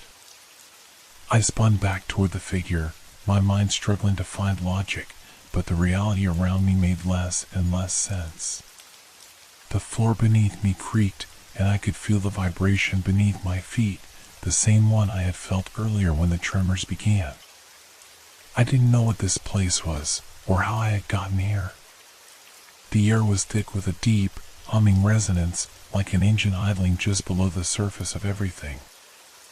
I could feel its pulse, could almost hear it if I strained my ears. And the longer I stood there, the more I began to realize something terrifying. The figure, it wasn't waiting for me to leave. It was waiting for me to stay. I felt an overwhelming pressure in my chest, the thought creeping closer and closer, smothering me. What if I couldn't leave? What if the elevator, the one I had ridden in, had taken me to a place that wasn't just beneath the surface of the building, but beneath the surface of reality itself? The smile on the figure's face stretched wider. "We've been waiting for you," it said, its voice slow and deliberate, like it was savoring each word. I stepped back again, my mind racing for any way out, but there was nowhere to run. The walls seemed to press in tighter with each movement I made. My breath came in shallow gasps, and the darkness seemed to grow heavier around me, pushing me down. The voice came again, louder now, as if it was all around me, not just coming from the figure. "Stay with us. We've always been here, waiting." I clenched my fists, trying to hold onto my sense of reality. I wasn't supposed to be here. I wasn't supposed to be trapped in this impossible place, facing this thing. It was wrong. The whole thing was wrong. And yet, with every second that passed, it felt more and more right, like a twisted part of me was starting to belong here. I refused to listen to that voice. Shaking, I turned around and ran, not knowing where I was going, only knowing that I couldn't stay here, that I had to escape this nightmare. I barreled down the hallway, my footsteps echoing off the walls. But as I reached the end of it, I was met with nothing, just a solid wall where a door should have been. I turned back, heart racing, but the figure was no longer where it had been. It was closer. Right behind me, so close that I could feel its cold presence creeping up my spine. "Why are you running?" The voice was in my ear now, low and guttural, like the sound of something ancient. This is where you belong. Where you've always belonged. I whipped around, the air thick with tension. The figure stood inches from me, its smile still stretched wide. It reached out with a hand that felt impossibly cold, fingers brushing my skin like ice. "Join us," it whispered. "There's no way back." The words hit me like a physical blow, making my stomach churn. My thoughts scattered, trying desperately to regain control. There had to be a way out. There had to be. I backed up again, the cold hand following me, its fingers reaching for me. My pulse thundered in my ears. My legs were unsteady, my knees trembling, but then I saw it, at the far end of the hallway, barely visible through the shadows, a faint flicker of light. It was the elevator. My heart skipped a beat. I couldn't explain it. I didn't care if it didn't make sense. This was my only chance. The figure's voice echoed in my head, but I forced myself to move, forcing my legs to carry me towards that light, that escape. With every step, the humming sound grew louder, and the pressure on my chest became almost unbearable. I could feel the cold breath of the figure on my neck, its presence still pressing against me, pushing me, pulling me toward it. But I kept running. I reached the elevator doors. The lights flickered, and I slammed my hand against the call button, praying, begging for the doors to open. I heard the sound of movement behind me, the figure's footsteps growing louder, closer. It was right there. Then, the doors slid open. I stepped inside, falling against the panel, barely able to breathe. I punched the button for the top floor, anywhere that wasn't here. The door shut, and I closed my eyes, expecting to feel the overwhelming weight of the dark world outside pressing in. But when the elevator began to move, I didn't hear the usual sounds of a working lift. There was no upward motion, no familiar hum. Instead, it felt like it was descending. I opened my eyes, only to find that the walls of the elevator had changed. The polished metal, the familiar buttons, all of it was gone. I was surrounded by pitch-black darkness. And in the distance, I could hear the same voice. "You can't escape." I swallowed hard, dread flooding my chest. This wasn't an elevator anymore. This was the beginning of the end. The elevator didn't feel like it was moving anymore. The sensation of motion had faded, replaced by an unsettling stillness. The faint hum of the cables was gone, and all that remained was an oppressive silence that seemed to seep into my very bones. I pressed the button for the ground floor again, but nothing happened. The lights above me flickered briefly, casting weak shadows against the metal walls, before plunging the elevator into darkness once more. The air felt colder now, too, almost as if I was sinking deeper, further beneath the building, beneath the earth itself. My breath came out in visible puffs, the cold sinking into my skin, my body trembling. I was sure that I hadn't been gone long enough for this to be possible. The elevator wasn't supposed to be descending anymore. It was supposed to take me back. The sound of my breathing was the only thing that filled the space, the only thing that assured me I was still real, still here. But then, in the pitch-black silence, something changed. I felt a shift in the air. The temperature dropped suddenly, and I could hear a soft scratching sound, like nails dragging across metal. The elevator's walls trembled as though someone, was pressing against it from the outside. I pressed my back against the corner, my hands shaking, trying to convince myself this was just fear playing tricks on me. But deep down, I knew it wasn't. Then the doors, those cursed, hollow doors, began to creak, slowly, like they were being forced open, even though I hadn't pressed the button. The darkness beyond them felt thick, suffocating, and I knew without looking that whatever was out there was not something I could outrun.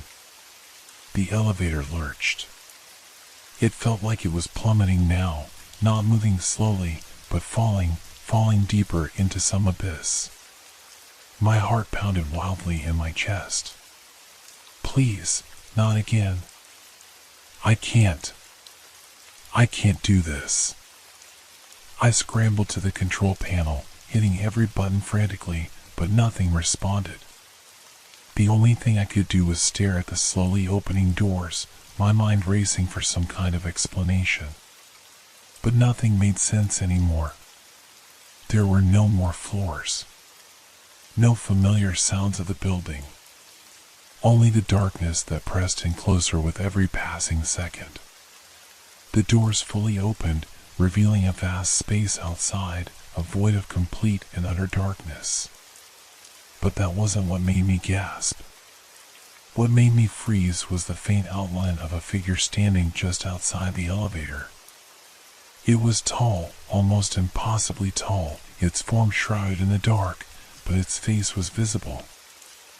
I could make out the pale, hollow eyes, the distorted smile.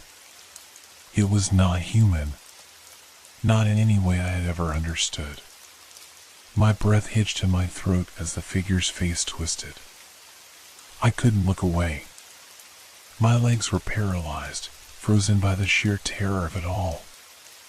You can't leave, it whispered, its voice echoing in the silence of the void. I stumbled backward, reaching for the door button, but the figure reached out with unnerving speed, its hand closing around the edge of the door frame. I could see its long fingers curl like claws, its knuckles cracking as it pulled itself closer.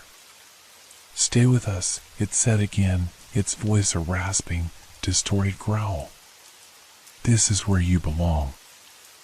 I wanted to scream, to fight, but the words felt stuck in my throat, the weight of fear so thick that it nearly suffocated me.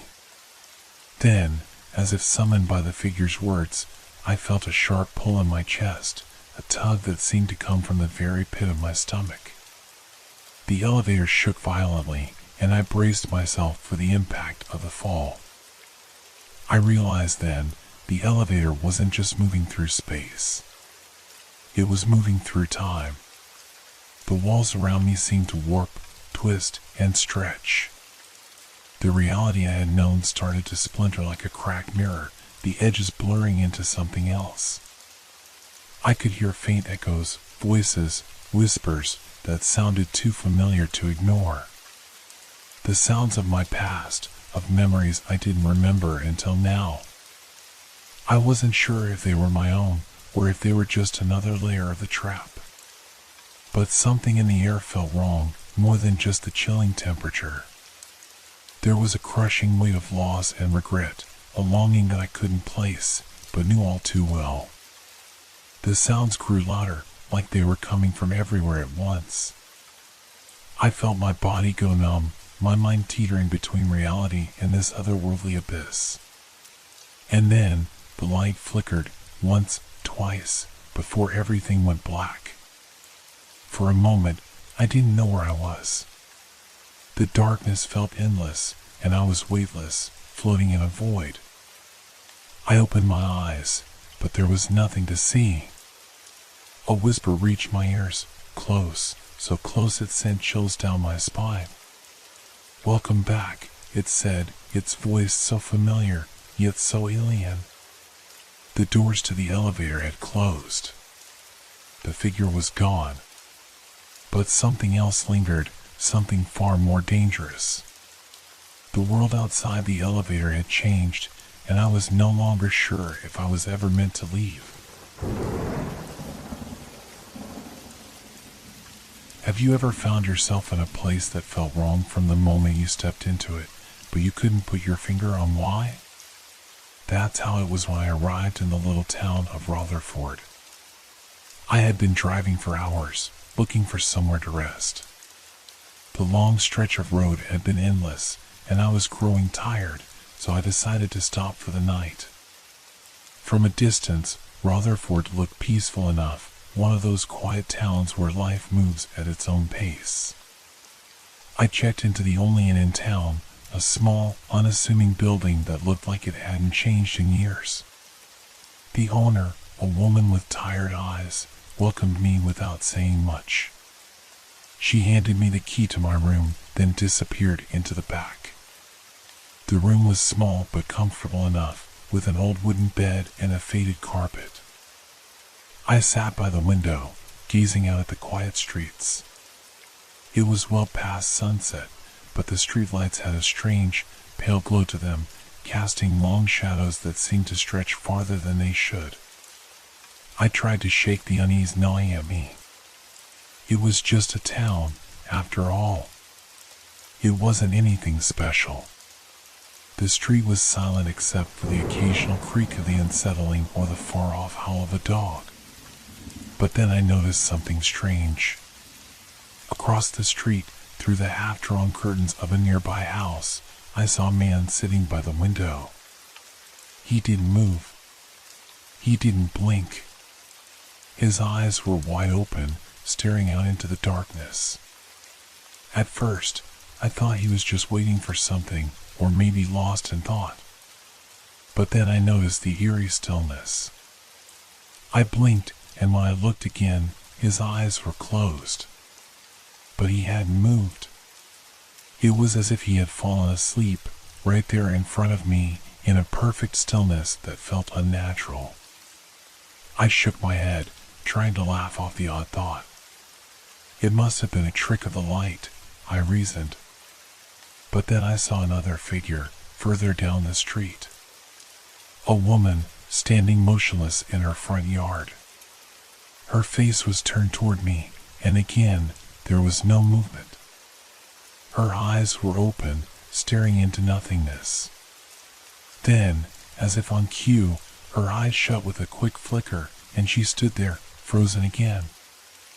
I felt a cold shiver run down my spine. Was it possible that they were all asleep? I rubbed my eyes, telling myself that I was just tired, that it was all in my head. But when I looked again, the same thing was happening. One by one, every person in the street had fallen into this strange, synchronized stillness. Their eyes were open, then closed, as though they were all caught in the same dream. I stepped away from the window, my mind racing. The silence outside was suffocating. I opened the door and stepped into the hallway. The inn was eerily quiet, no sounds of conversation or movement. It felt like I was the only one awake in an entire town. I ventured down the stairs, heading toward the front door to take a breath of fresh air. As I reached the landing, I caught sight of the woman who had checked me in earlier.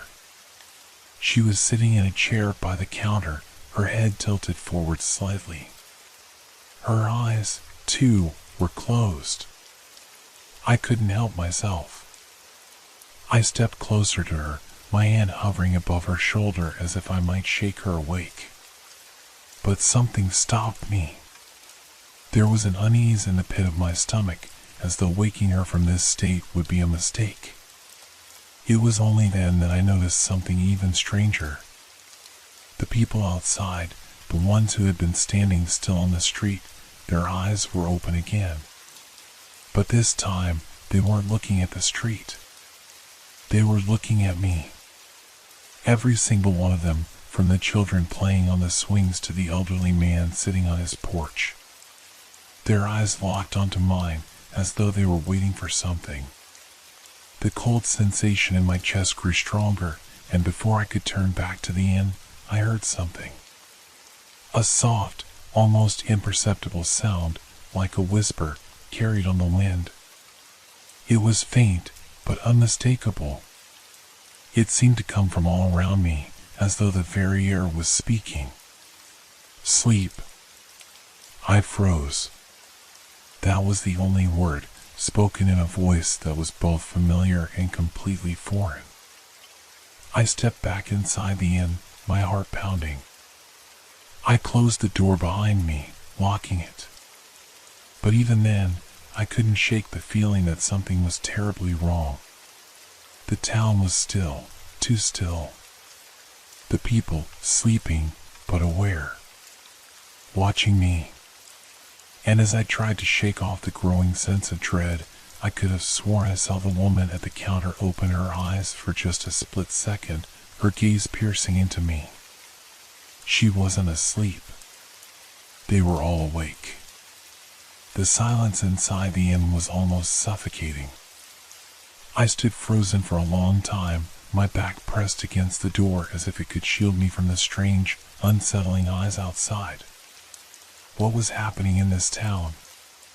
Why were they all watching me? I glanced at the clock on the wall. It was just past midnight. The hours seemed to stretch, as though the world had slowed down around me.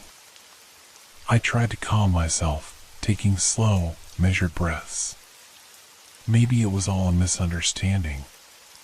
Perhaps I had imagined it, too tired from the long drive, too eager to rest.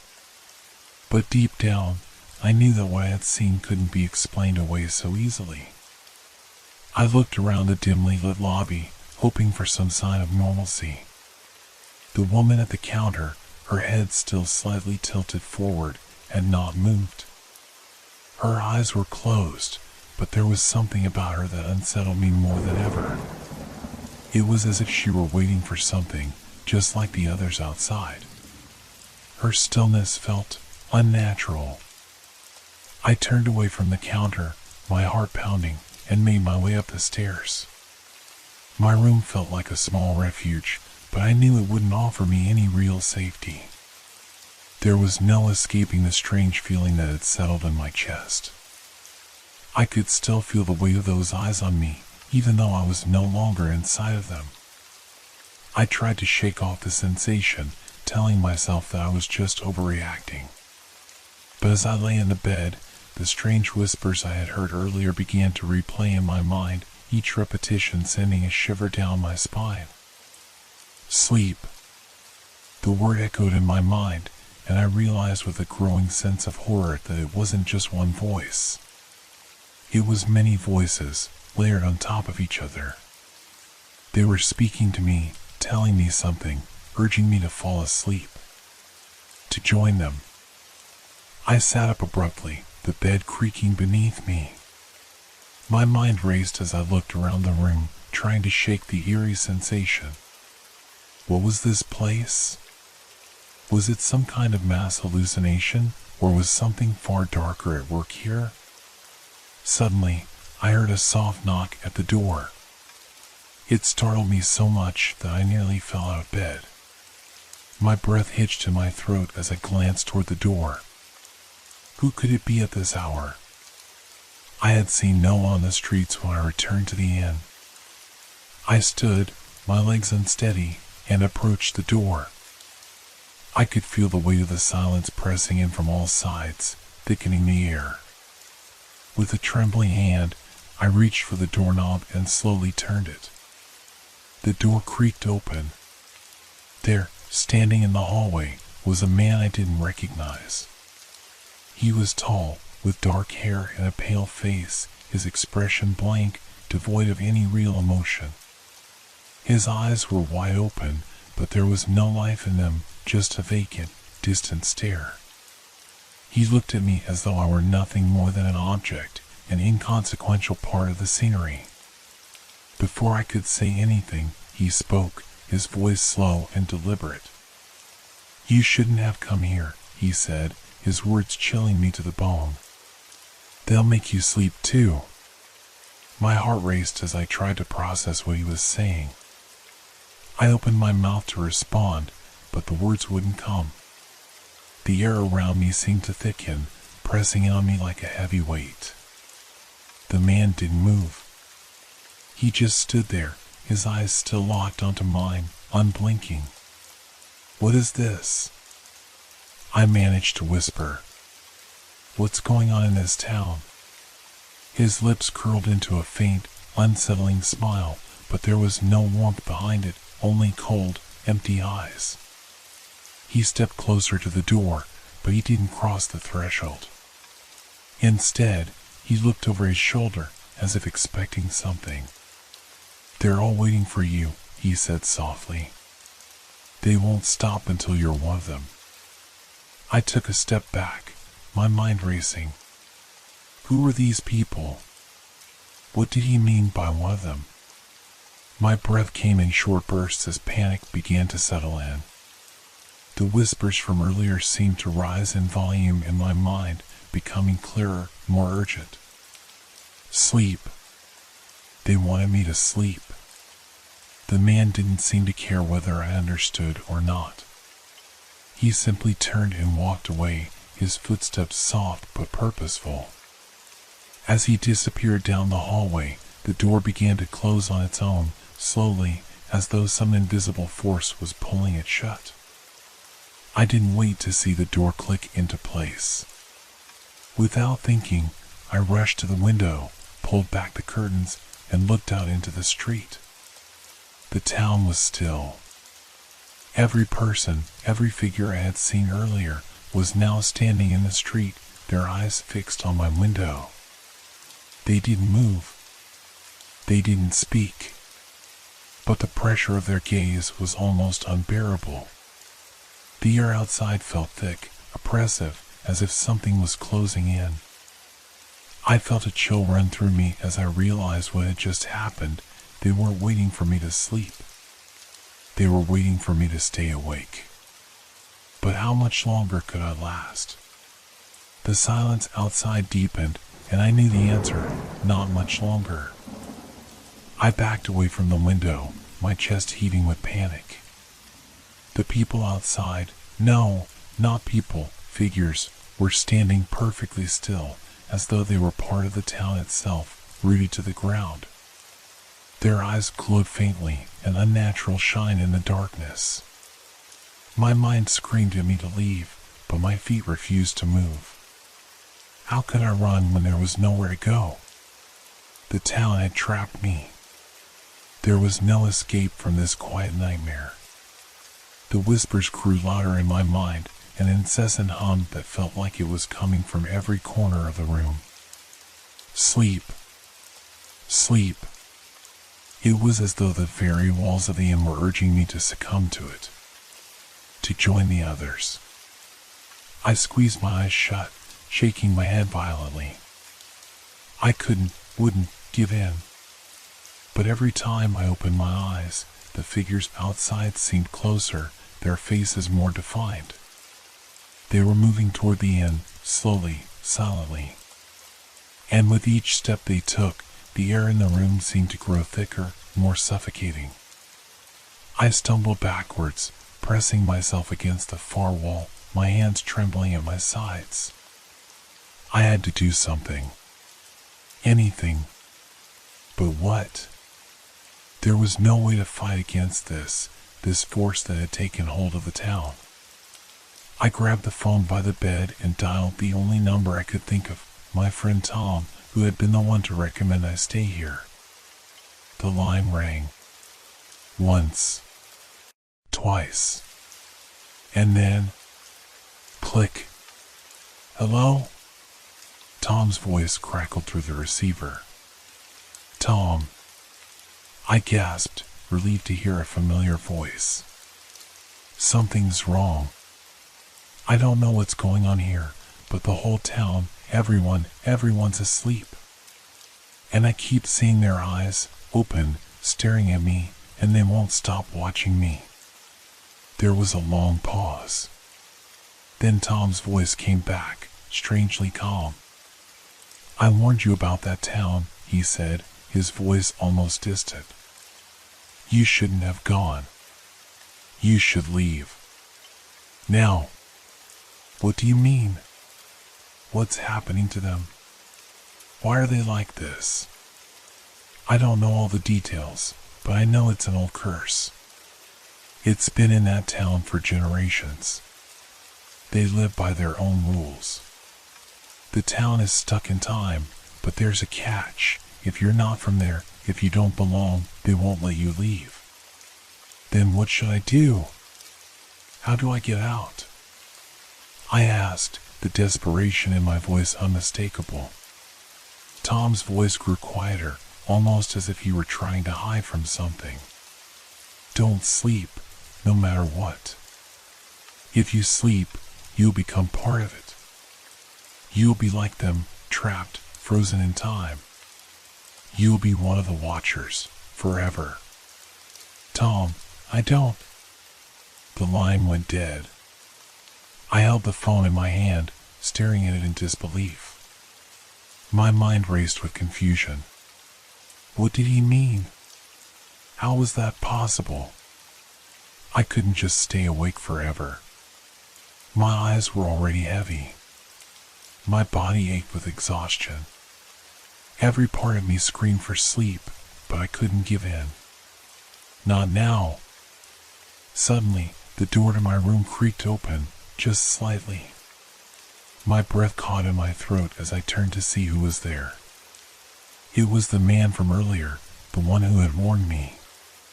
His pale face was the same, his vacant eyes staring at me, unblinking. But this time, something was different. His smile, if you could even call it that, was wider, almost predatory. You're still awake, he said, his voice low and cold. That's good. It makes things more interesting. I backed away from him, my heart pounding. He stepped into the room, and the door closed behind him with a soft thud. Why? I whispered, my voice shaking. Why are you doing this? What do you want from me? He tilted his head slightly, as if considering my question. What do we want? Nothing, really. We don't need anything. But you need sleep, don't you? Everyone needs sleep eventually. I shook my head frantically. No, I won't sleep. I'll find a way out of here. He took a step closer, his expression unchanged. You'll sleep when the time is right, he said softly. And when you do, you'll be one of us. Just like all the others. I backed away further, my back hitting the wall behind me. The room felt smaller, more oppressive, as though it was closing in on me. Why can't I leave? Why are you all doing this? I gasped, desperate for answers. The man's lips twitched again, that same eerie smile spreading across his face. Because it's the way things are. And once you understand that, you'll be just like everyone else. You'll know the rules. I could feel the weight of his gaze pressing into me, and for the first time, I felt a sense of utter helplessness. What was happening to me? What had happened to this town?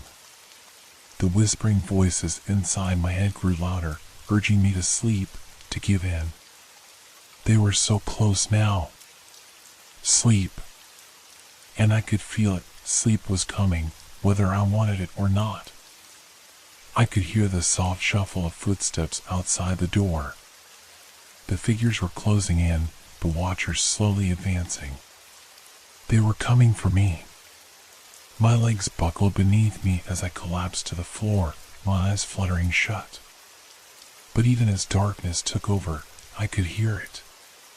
The faint, mocking whispers in my ears. You're one of us now. I awoke with a start, my body rigid, as though someone had just pressed me into the ground. My pulse was erratic, my breath shallow.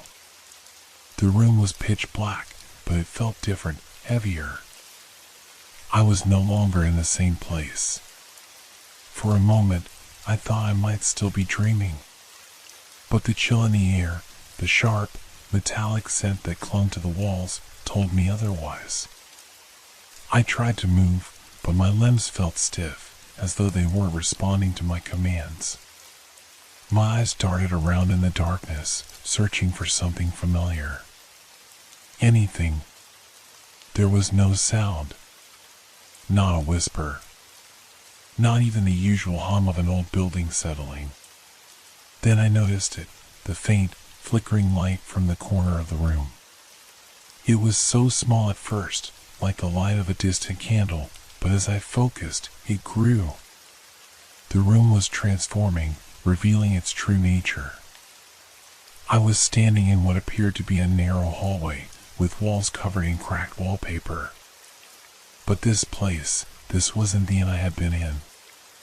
The architecture was wrong, as if it were a distorted version of the building I'd been staying in, stretched and warped by an unseen force.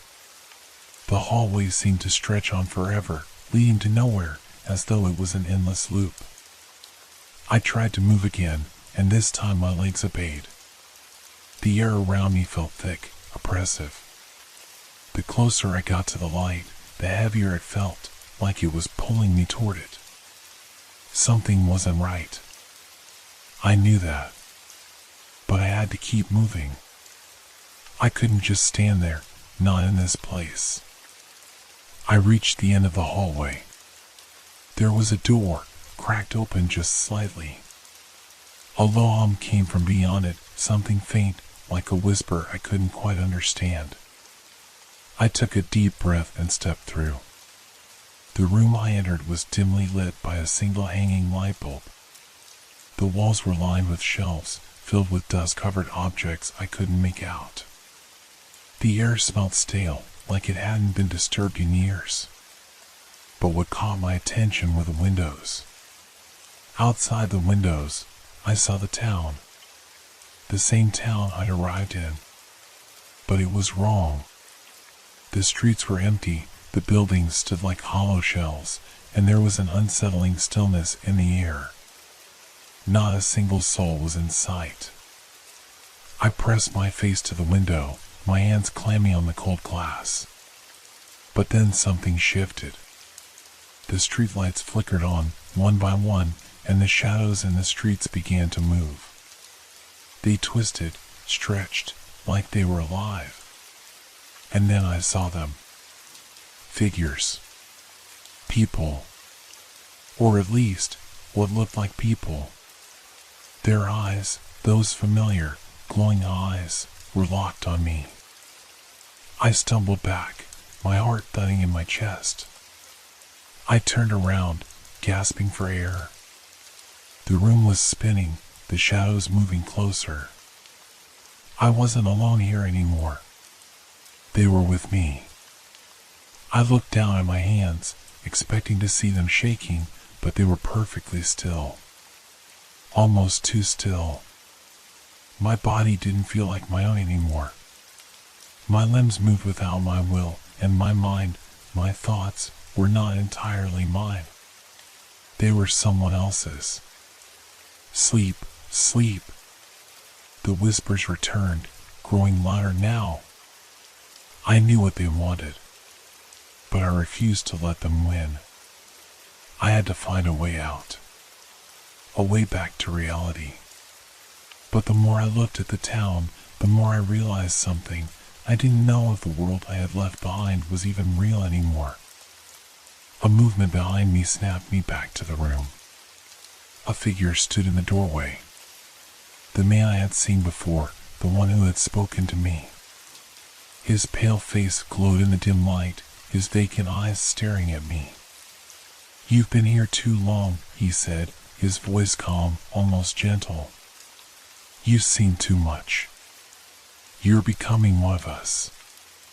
"No," I whispered, backing away. "I won't be like you. I won't stay here." "You don't have a choice," he said, taking a slow step forward. "None of us do. We live by the rules of this place. Time doesn't move like it should. It's frozen. Stuck. Just like us." I shook my head. "I'm not like you. I'm not like any of you." He smiled, a cold, empty smile. "You will be." Suddenly, I felt it. The pull. The urge to sleep. It was overwhelming. My eyelids grew heavy, and the shadows in the room seemed to press in on me, urging me to give in. I closed my eyes, trying to fight it, but the darkness was suffocating, dragging me under. And then, Just as I thought I might lose consciousness, I felt something sharp touch my skin. A cold hand on my shoulder. I gasped, my eyes flying open. The figure in the doorway was gone. But now, in the reflection of the window, I saw something that made my blood run cold. The faces of the townspeople, no longer just figures, but distinct, clear faces, were pressed against the glass, staring at me, their glowing eyes wide and unblinking. And they were moving closer. They were waiting for me to fall asleep. I couldn't move. The air was suffocating, thick with the weight of their gaze. The faces outside the window were now massive eyes, all fixed on me, unmoving yet relentless. Every flicker of light seemed to draw them nearer, like moths to a flame. Their shadows stretched across the ground, crawling up the walls, inching closer to me with every breath I took. I stumbled backward, my heart hammering in my chest. My legs felt heavy, as if the floor itself were pulling me into the ground. The whispers grew louder, a chorus of soft, maddening voices that mixed with the hum of the light above me. Sleep, sleep, sleep. I clenched my fists, trying to shut out the voices, but it was impossible. The more I fought, the stronger the pull became. I was slipping. I could feel myself losing control. My eyelids fluttered, heavy as lead, but I forced them open, staring at the room around me. I had to stay awake. I had to find a way out. Then I remembered the door, the only way out. My breath quickened as I turned, but the room was different now. It had changed. The door was no longer in front of me.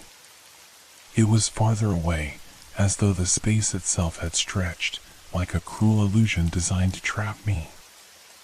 I reached for it, my feet dragging across the floor, but the closer I got, the further it seemed to move.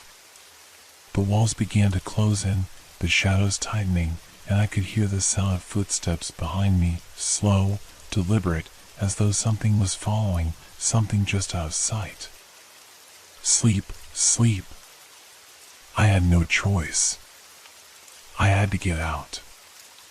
I turned around, my body moving on instinct, and ran. My breath came in sharp gasps, my mind screaming at me to stop, to look back, to understand what was happening. But I couldn't. I couldn't afford to stop. The door was still moving away. The hall seemed endless, the walls closing in tighter with each step. My vision blurred, and I could hear the beating of my own heart, deafening in the silence, mingling with the whispers, until they became one and the same. Suddenly, I crashed into something. Hard.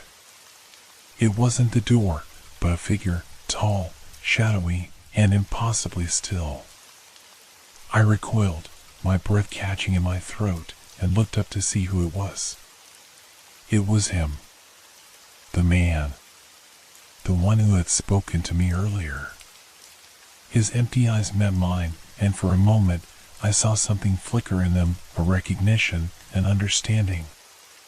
He wasn't just a figure in this twisted place. He was a part of it. A part of the trap.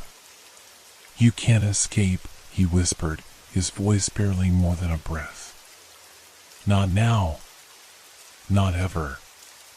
His words slithered into my mind, and suddenly, I understood.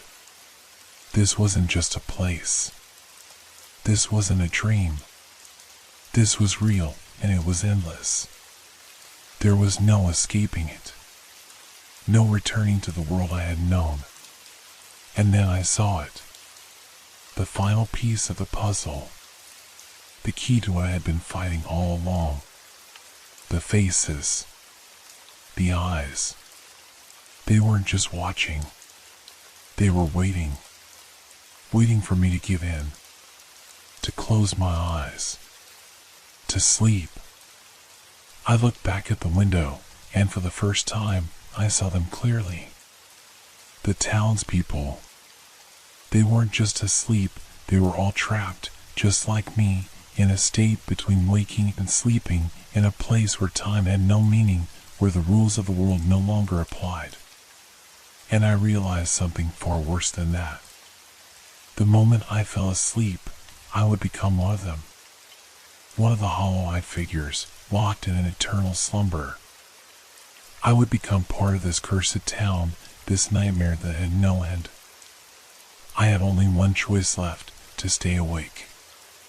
To fight the pull. To keep my eyes open until my last breath. The man in front of me took a step forward, his figure flickering like a dying flame. "You can't fight it forever," he said, his voice softer now. None of us could. I felt the overwhelming urge to close my eyes, to rest. It was as if something deep inside me was surrendering, giving into the tiredness that gnawed at me. But I couldn't. I wouldn't. Not yet. I turned away from him and stumbled, forcing my feet to move. The shadows stretched around me, pulling at me, threatening to engulf me. I reached for the door, my fingers grazing the cold metal, and I stepped through it. The hallway was gone. The town was gone. Everything was gone. I was alone. The last thing I saw before the world went black was the dim light of the town's street lamps flickering, and the eyes of the townspeople staring back at me from beyond the glass. And then, nothing. I woke up in my own bed.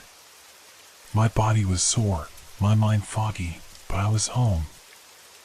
I looked around, confused, disoriented. It felt like a dream, a terrible dream. But it didn't feel right. Something was wrong. I reached for my phone to check the time, but it was gone. In its place was a note.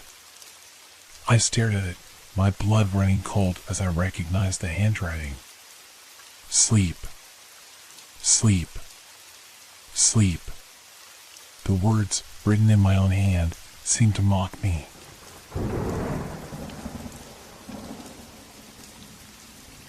I don't remember the accident, but I know it changed everything. People told me that I'd been hit by a car, just a glancing blow, nothing life-threatening, but it felt like something inside me had been twisted. I could feel it every time I looked at myself in the mirror. A faint shimmer on my skin, like an afterimage, followed me wherever I went. At first, it was subtle. Words spoken to me or around me would stick, just phrases, meaningless things. A compliment from a coworker, the passing comment of a stranger, or even an insult. It would linger on my skin, like a tiny mark. I could feel it sometimes, a tingle, almost as if the words had physical weight. But it wasn't until a few days later that I realized how strange things were really getting. I was at the grocery store when I first noticed it in full. A woman bumped into me, and I apologized. I couldn't stop myself from saying it, the words coming out before I had even thought about them. She glanced at me, giving me a quick smile. "No need to apologize," she said. "It's not like it matters anyway." The moment she spoke, I felt it. A cold rush of something sinking into my skin, settling under the surface. I didn't know what it was at first, but my fingers tingled, my neck went cold. When I reached for a loaf of bread, the words, "It's not like it matters anyway," echoed in my head, repeating over and over. The words wouldn't leave, even when I tried to ignore them. That night, when I got home, I could feel them on me, those words sinking deeper, pressing into my skin. I thought I'd washed them away, but they wouldn't go. My reflection in the bathroom mirror showed something different, though. The skin on my arms looked stretched, darker, like something had etched itself into my body. And the words were there, small and faint, almost like scars beneath the surface. It's not like it matters anyway. It was happening with everyone. Every person I spoke to, every interaction, added more words. Phrases clung to me like unwanted tattoos, their meanings slowly starting to shift, merging with my own thoughts. At first, it was just minor stuff, comments about my appearance or small talk about the weather. But the more people spoke, the more these words changed me. They started to push me, shift my decisions. What I wanted, what I believed, it wasn't entirely mine anymore. I was becoming a mosaic of their voices, their thoughts, their judgments. I couldn't stop it. I couldn't wash it off, and I couldn't ignore it. Every time I heard something, I felt it sink into my skin, and the longer it stayed, the more my actions aligned with it. The simplest thing could set it off, a phrase from a friend, a passing comment from a stranger, even a word on a billboard. And before I knew it, I would act on it. A week after that first incident in the grocery store, I found myself walking down the street when a man shouted at me. "Watch where you're going," he yelled.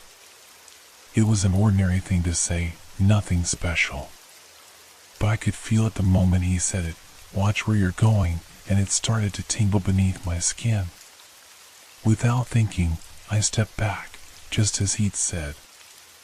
I even muttered an apology, even though it wasn't my fault. And then, I started doing things I didn't intend to.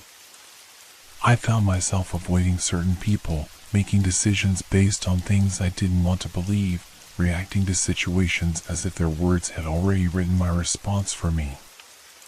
I started to question myself, wondering where I ended and they began. One night, I sat in my apartment, trying to read, but the words on the page didn't make sense anymore. I could hear the neighbors laughing through the walls, their conversation drifting in, and I felt it. The words they spoke were seeping into me, mixing with my thoughts. "Stop trying to be so perfect," one of them said. I could almost feel it on my skin, like a pressure building under my skin. I dropped the book, my hands trembling. It wasn't just about hearing them anymore. The words were making me do things. They were starting to control me. I tried to fight it, but each day it got harder. I would wake up and find new words etched onto my skin. Words I had never heard before, but they felt like part of me. And the worst part was the way they whispered in my mind, guiding me, telling me what to say, what to feel. It was the first time I realized I had truly lost control. I'm sitting here now, trying to understand what happened to me. The words don't stop, and every time I try to act on my own, the words pull me back. I feel them on my skin, like a weight I can't escape. They've become part of me, part of my actions. They guide me, push me, change me. And now, I'm starting to wonder, are these words still other people's? Or have they become mine? Am I still the same person who walked into that accident? The skin of other words, it's all I am now. I thought I could ignore it. I thought that if I kept my distance from people, maybe the words would fade. I tried to avoid conversation, to shut myself off from the world. But it didn't matter. They found me anyway, creeping into my thoughts, slipping beneath my skin, as if I had no say in the matter. Every time someone spoke to me, every word they uttered left its mark. It was becoming harder to differentiate between my own thoughts and the words that weren't mine. I couldn't help but notice the patterns. It started with small things, like when I was sitting at a cafe, sipping my coffee. The barista, he was a stranger to me, asked, "Can I get you anything else?" And just like that, I felt it. The weight of his words sank into my skin, like a bruise that didn't show. At first, it was just that, insignificant phrases that didn't seem to mean much. But the more they accumulated, the more I realized something else was happening. It wasn't just words anymore. It was my behavior. The way I reacted to things, reacted to people, it was no longer purely my choice. I wasn't in control anymore. The words I had absorbed from others were guiding my actions, bending me into something else. I found myself doing things that weren't in my nature. One afternoon, I bumped into an old acquaintance while walking down the street. He smiled and said, "You look like you need a drink." Without even thinking, I found myself nodding, agreeing to meet him at a bar. I couldn't stop myself. The moment the words left his mouth, they had already taken root. I didn't even want to go, but my feet moved toward the bar without hesitation. I didn't recognize the person I was becoming. And then came the worst part, the fear. It wasn't the fear of the words anymore, it was the fear of what they were making me do. Every time someone spoke to me, I couldn't help but think, what are they going to say next? What will it make me do? I couldn't avoid it. I couldn't escape it. The words were becoming my master, and I was their puppet. I tried to distract myself by working, just focusing on my job, keeping my head down. But it followed me everywhere. I couldn't shake it. A coworker said to me one day, "You need to take a break. You're too hard on yourself." And as soon as she said it, I felt it. Take a break. It was like a command, not a suggestion, and I had no choice but to follow it. That evening, I left the office early, even though I had a pile of work to finish. I sat in my apartment, staring at the walls, wondering how much longer I could last like this. Every day felt like I was being chipped away, piece by piece, by the words of others. But what was worse was the nagging feeling that I was no longer able to hear my own voice. Was this still me? I had a dream that night. It wasn't like any dream I'd ever had before. It was more like a memory, something I couldn't place. I was walking through a crowded street, but everyone around me was silent. Their mouths moved, but there were no sounds. Then, suddenly, someone spoke, a voice I didn't recognize. It whispered something in my ear.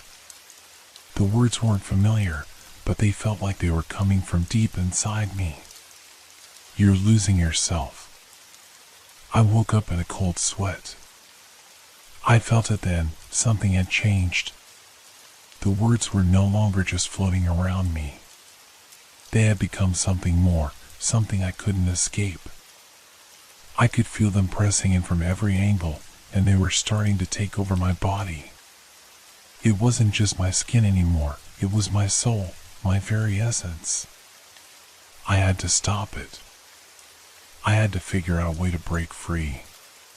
The next day, I went to the doctor. I had to know if this was real, or if it was just in my mind. I needed answers. But the moment I walked into his office, the receptionist greeted me, and I felt it. "Good morning, sir. How can I help you today?" Her words clung to me like a thick fog. I could feel them sinking into my skin, and I knew this wasn't something I could run from anymore. "Please take a seat," she said with a smile. I sat down, feeling the weight of her words on my shoulders, pressing down like an anchor.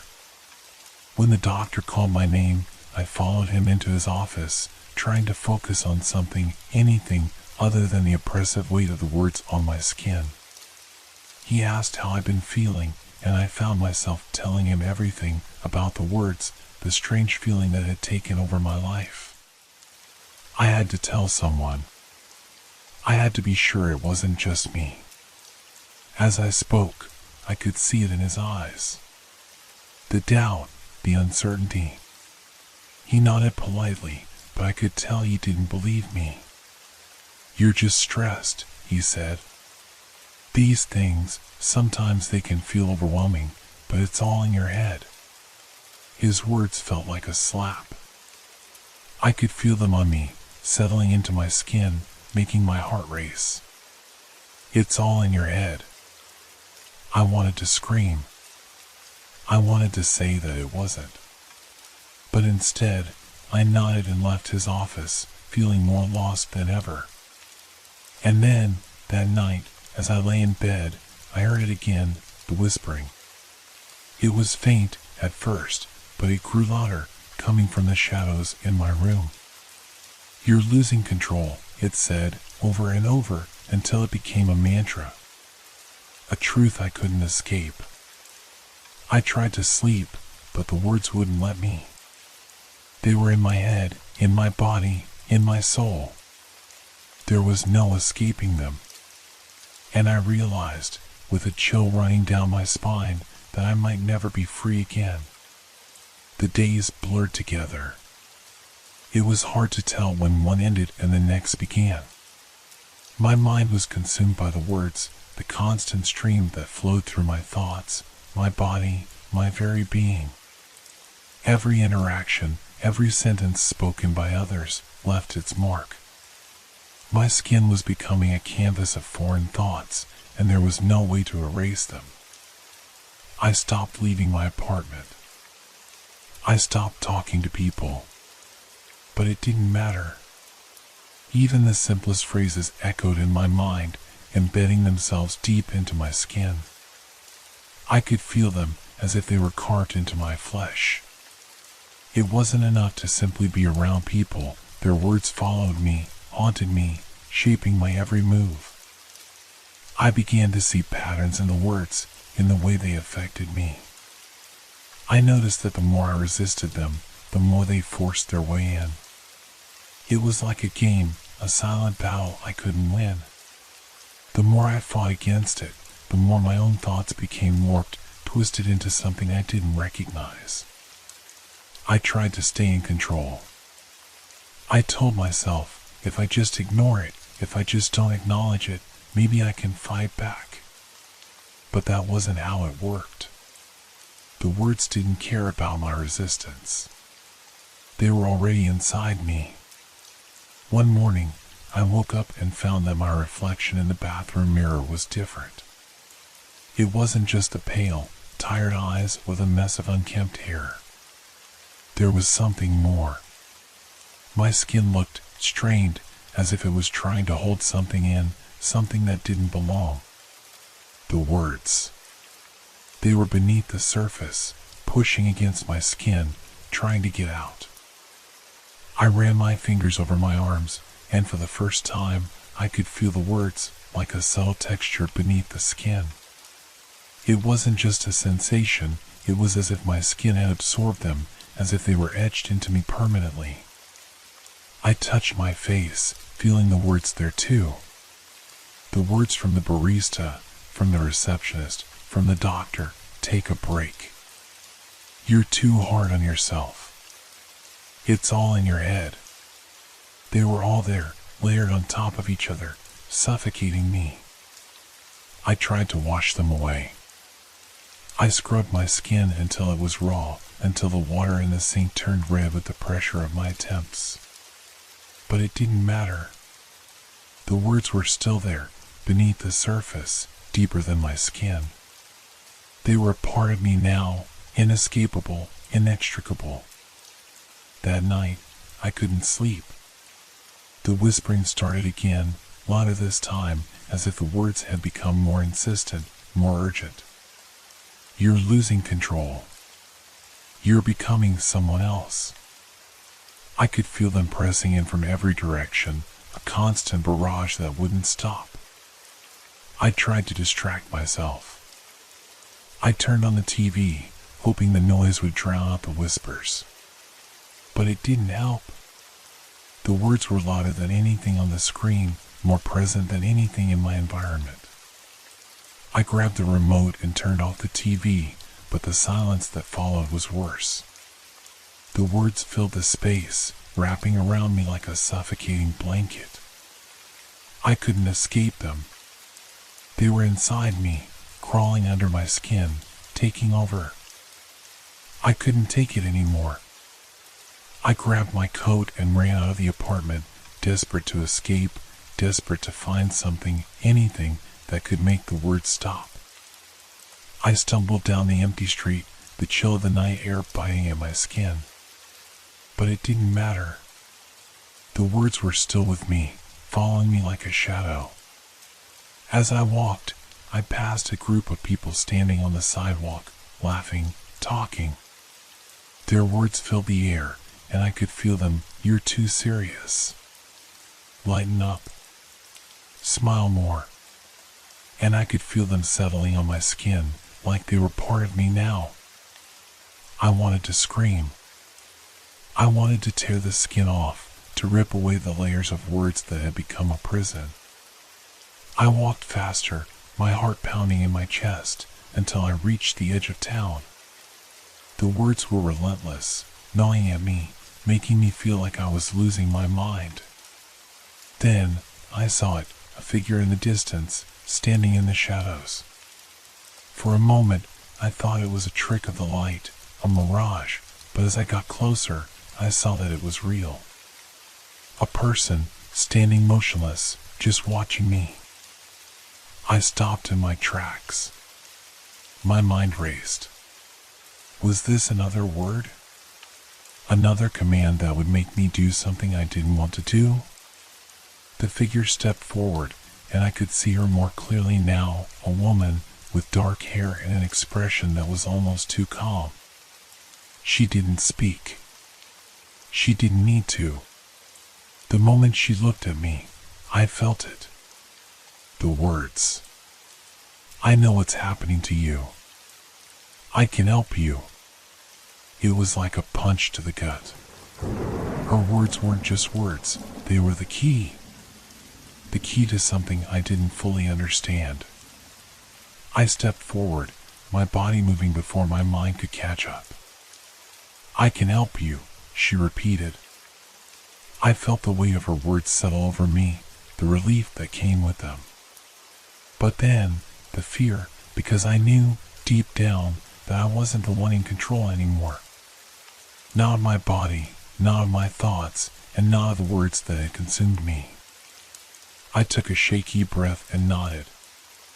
I'll follow you, I said, the words leaving my lips as if they weren't even mine.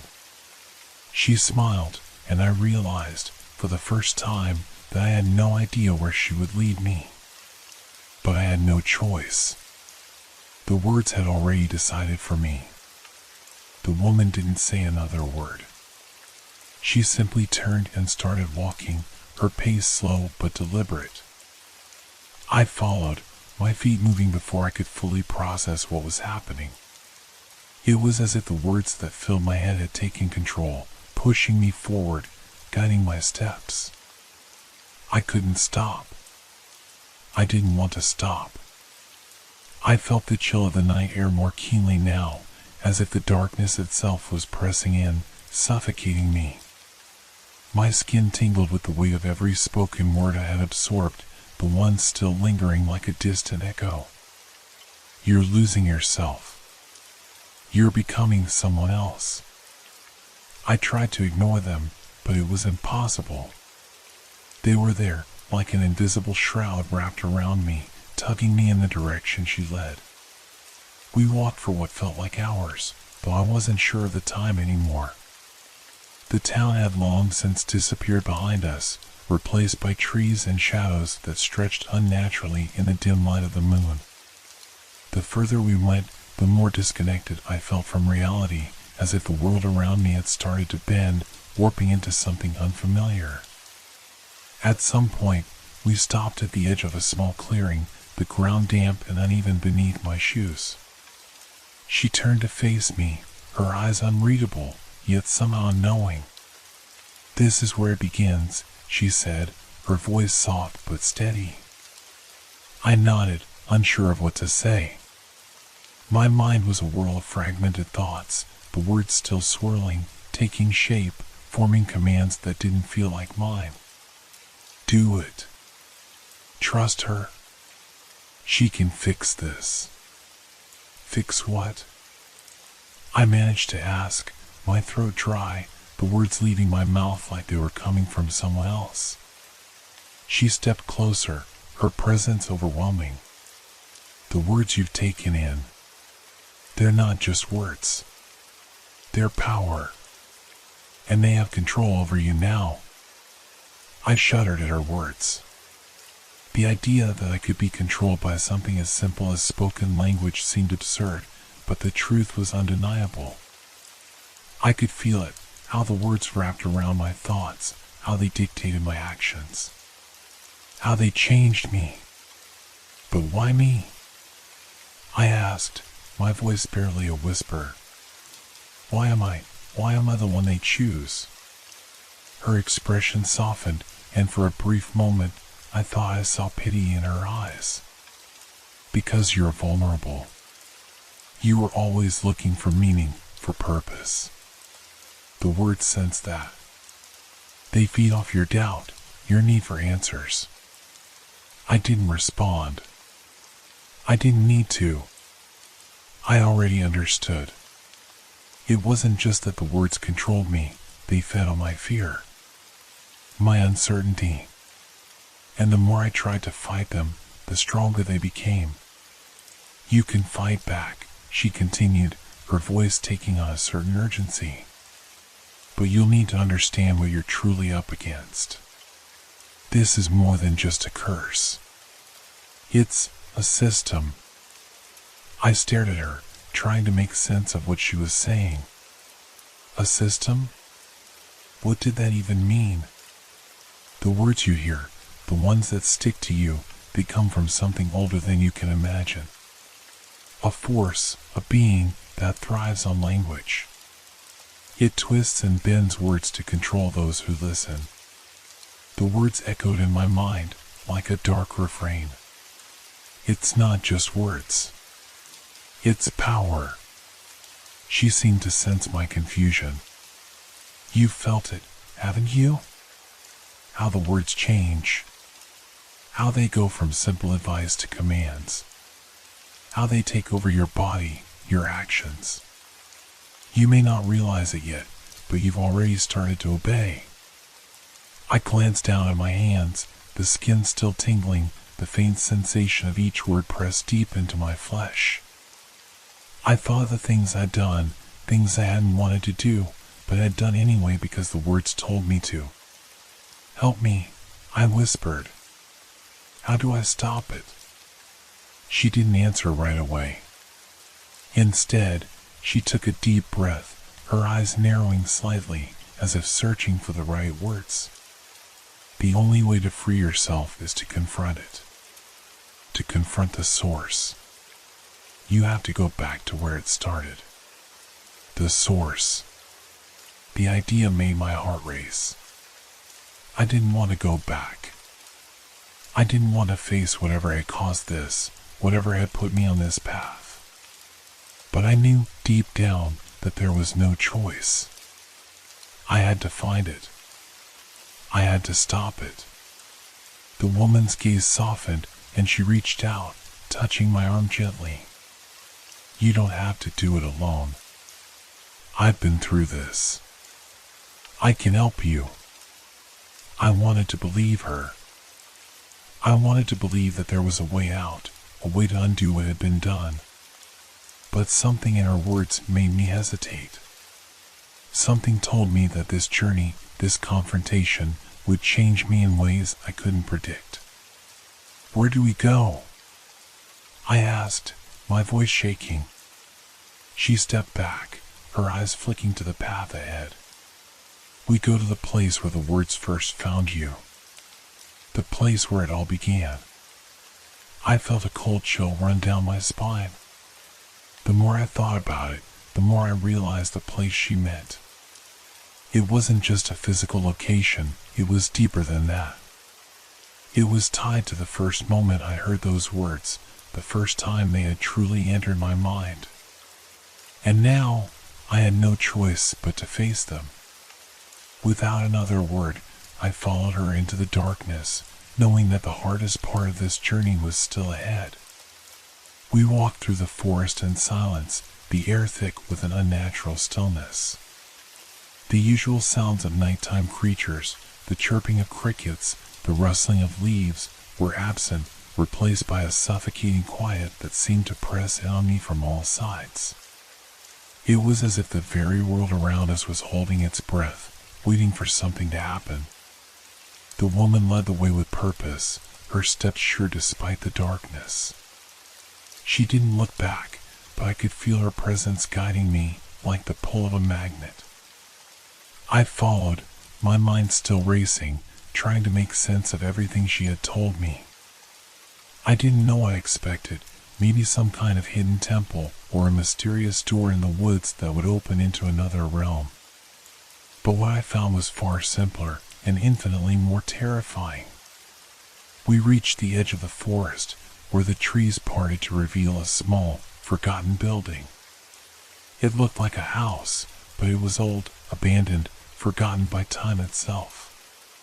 The windows were boarded up, and the roof was sagging as though it could collapse at any moment. But there was something else, something that made the hairs on the back of my neck stand on end. The building seemed to hum with energy, a low, almost imperceptible vibration in the air that I could feel in my bones. It was the kind of sensation you get when you know something isn't quite right, but you can't explain why. A deep, primal unease settled over me, and for a moment, I wondered if I had made a mistake. But the woman didn't hesitate. She stepped toward the door, which was cracked open just slightly, and pushed it open with a creak that echoed through the silence. I followed her inside. The air was thick, musty, like it had been sealed away for years. Dust motes danced in the dim light, floating lazily in the stale air. The inside of the house was empty, save for the old furniture that had long since been abandoned. Chairs lay tipped over, tables covered in layers of dust, and a sense of neglect hung in the air like a thick fog. "This is where it all began," the woman said quietly, her voice barely above a whisper. I looked around, feeling a strange sense of déjà vu. There was something familiar about this place, something that gnawed at the edge of my memory. But I couldn't place it. It was as if my mind was resisting the connection, unwilling to acknowledge what was right in front of me. She walked toward the far wall and stopped in front of an old, tattered mirror. Its surface was cracked, the glass spiderweb with age, but there was something about it, something that drew me in. I didn't want to look, but I couldn't help myself. As I stepped closer, I saw something in the reflection. At first, I thought it was just my imagination, but the longer I stared, the clearer it became. The mirror didn't just reflect my image, it was showing something else, something darker.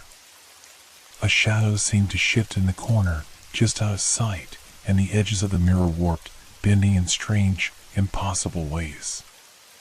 "Do you see it?" the woman asked, her voice tense. I nodded, but I wasn't sure what I was seeing. It was as if the mirror was no longer just a surface, it was a window, a portal to something else. Something alive. "This is where it started," she said again, her tone heavy with something I couldn't quite name. "This is where the words first found you." I stepped back, feeling a cold sweat break out on my skin. The words, those damned words, they had been here, too. They had started here, in this place, and now they had come for me. "Do you understand now?" she asked, turning to face me. "The words didn't choose you by accident. They were waiting for someone like you. Someone who needed them." The mirror seemed to pulse, the shadow growing larger with every beat. I could feel the words, their weight, their pull, thick in the air around me. "You're not in control. They own you now." "No," I whispered, shaking my head. "I can fight this.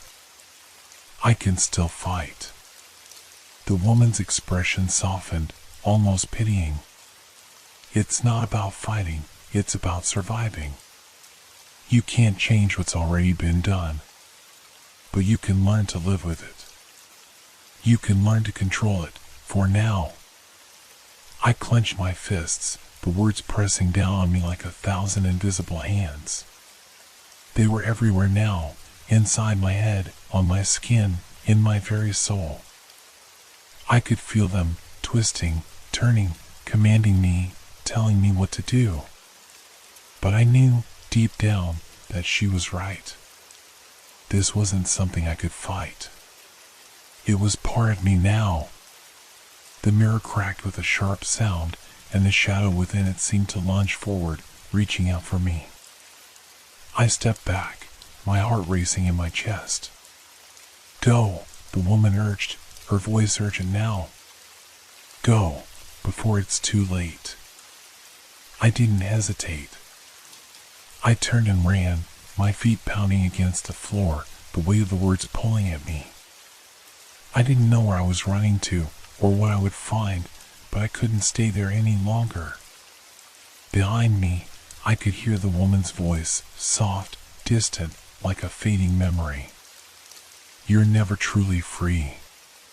Not from the words. I stumbled through the door, the night air hitting me like a wall. The forest was still, silent, and I didn't look back. But the words, they stayed with me. I could feel them, still written on my skin, still pressing on my mind, like an itch I couldn't scratch. And I knew, deep down, that they would never let me go. Have you ever wondered if you could see the past? Not just memories or stories, but the real, tangible events, everything that happened yesterday, or maybe even years ago? What if you had the ability to see those moments with perfect clarity, right before your eyes, as though they were happening all over again? Sounds incredible, right? But let me tell you, it's not all it's cracked up to be. It started innocently enough. I've always been a little obsessed with my office window. It's big, one of those floor-to-ceiling types that lets in the sunlight just right, casting a golden glow over everything. From my desk, I could see the whole street, the coffee shop across the road, the park where people walk their dogs, the occasional person rushing to work. It was a pleasant view, a perfect distraction when the work piled up and I needed a moment to clear my mind. But then, one morning, something changed. I noticed that the reflection in the window wasn't quite right. I thought it was just me being tired, but I couldn't shake the feeling that something was off. As I sat at my desk, reading emails, I saw, out of the corner of my eye, a flash of movement. I turned quickly, expecting to see someone passing by the street, but there was no one. Still, the reflection in the window remained, like it was showing me something else. The next day, it happened again. Only this time, the reflection wasn't just a blur or a random passerby, it was a memory.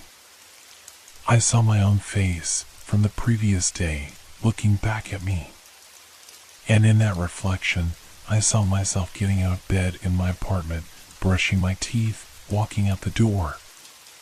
It was like watching a film of my own life, only I wasn't in control of it anymore. I couldn't look away. At first, I thought it was some kind of weird glitch, maybe a trick of the light or my eyes playing tricks on me. But over the next few days, it became clear that something much stranger was happening. The window wasn't just reflecting what was happening outside, it was showing me events from yesterday, in perfect detail, as if they were happening all over again. I started to test it, just to be sure. I would look out the window at the same time each day, watching the street below. And sure enough, the window would show me the exact same moments from the previous day. I saw people walking by, conversations being had, cars driving past, but there was something more. In the reflection, I saw moments that I hadn't noticed before, things I hadn't paid attention to in real life. I saw the man who had dropped his coffee cup on the sidewalk, the woman who had stared at her phone for a few extra seconds before crossing the street. It was like seeing the world in rewind, but from a perspective I'd never experienced. I should have been thrilled. Who wouldn't want to see the past so clearly, to relive moments that had slipped away into time? But as the days passed, I started to notice something else. Something darker. One evening, as I was preparing to leave the office, I looked out the window and saw a strange figure. It was me, only not in the way I expected. This version of me was inside my apartment, but something was off. The reflection didn't match my movements exactly. It was like it was showing me something from the past. A moment that had already happened. A moment I hadn't remembered. I saw myself walking into my apartment, but this time I noticed something I hadn't before. There was someone else there. Someone standing in the shadows, just out of sight. My heart skipped a beat. I couldn't make out the figure's face, but I knew something was wrong. I hadn't seen anyone else in my apartment yesterday. I rushed home that night, my thoughts racing. I couldn't stop thinking about what I'd seen. The window, it wasn't just showing me the past, it was revealing things that weren't supposed to be there. It was like a window to another version of yesterday, one where events unfolded differently. A version where someone had snuck into my apartment and I hadn't even known. As I entered my apartment, I felt the weight of the silence press in on me. I quickly checked every room, but there was no sign of anyone. Nothing was disturbed. It was as though the reflection had shown me a different version of my own life, one that I couldn't access. A version that had happened, but hadn't really happened in the way I'd experienced it. I went back to the office the next day, feeling unsettled. The reflection in the window greeted me again, this time showing me moments from the previous day. But now, I was no longer just a passive observer. I could feel the weight of the window's gaze on me, pulling me deeper into its strange, distorted view of reality. The more I watched, the more I began to realize that this gift, this strange ability to see the past, wasn't just harmless. It was dangerous. The window wasn't just showing me memories, it was changing the way I saw my own life. It was pulling me into a world where yesterday wasn't fixed, where every moment could shift, and where I couldn't tell if what I saw was truly the past or something darker. I should have stopped looking, but I couldn't. I was drawn to it. The window had become a part of me, and I was trapped inside its reflection. I wasn't sure what the cost would be for this gift, but I was starting to fear that it might be too late to stop. The window didn't just show the past, it changed it. And now, I was beginning to wonder if I could ever escape its pull. What would I see tomorrow? The days blurred together, and with each passing moment, the pull of the window grew stronger. I couldn't shake the feeling that the world outside was shifting, becoming less familiar. The strange occurrences that I had brushed off before now felt like signs, warnings that something was wrong. My mind raced with questions I couldn't answer, each reflection from the window pushing me further into confusion. I became obsessed. Every break at work, every spare second, I found myself drawn to the window.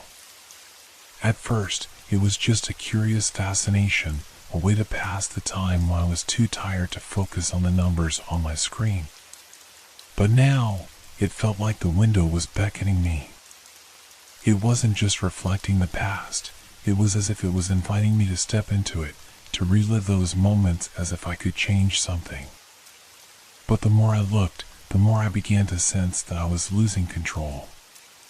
One morning, I sat down at my desk and noticed something strange in the reflection.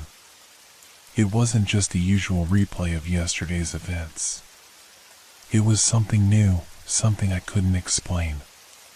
In the window's reflection, I saw a figure in my apartment.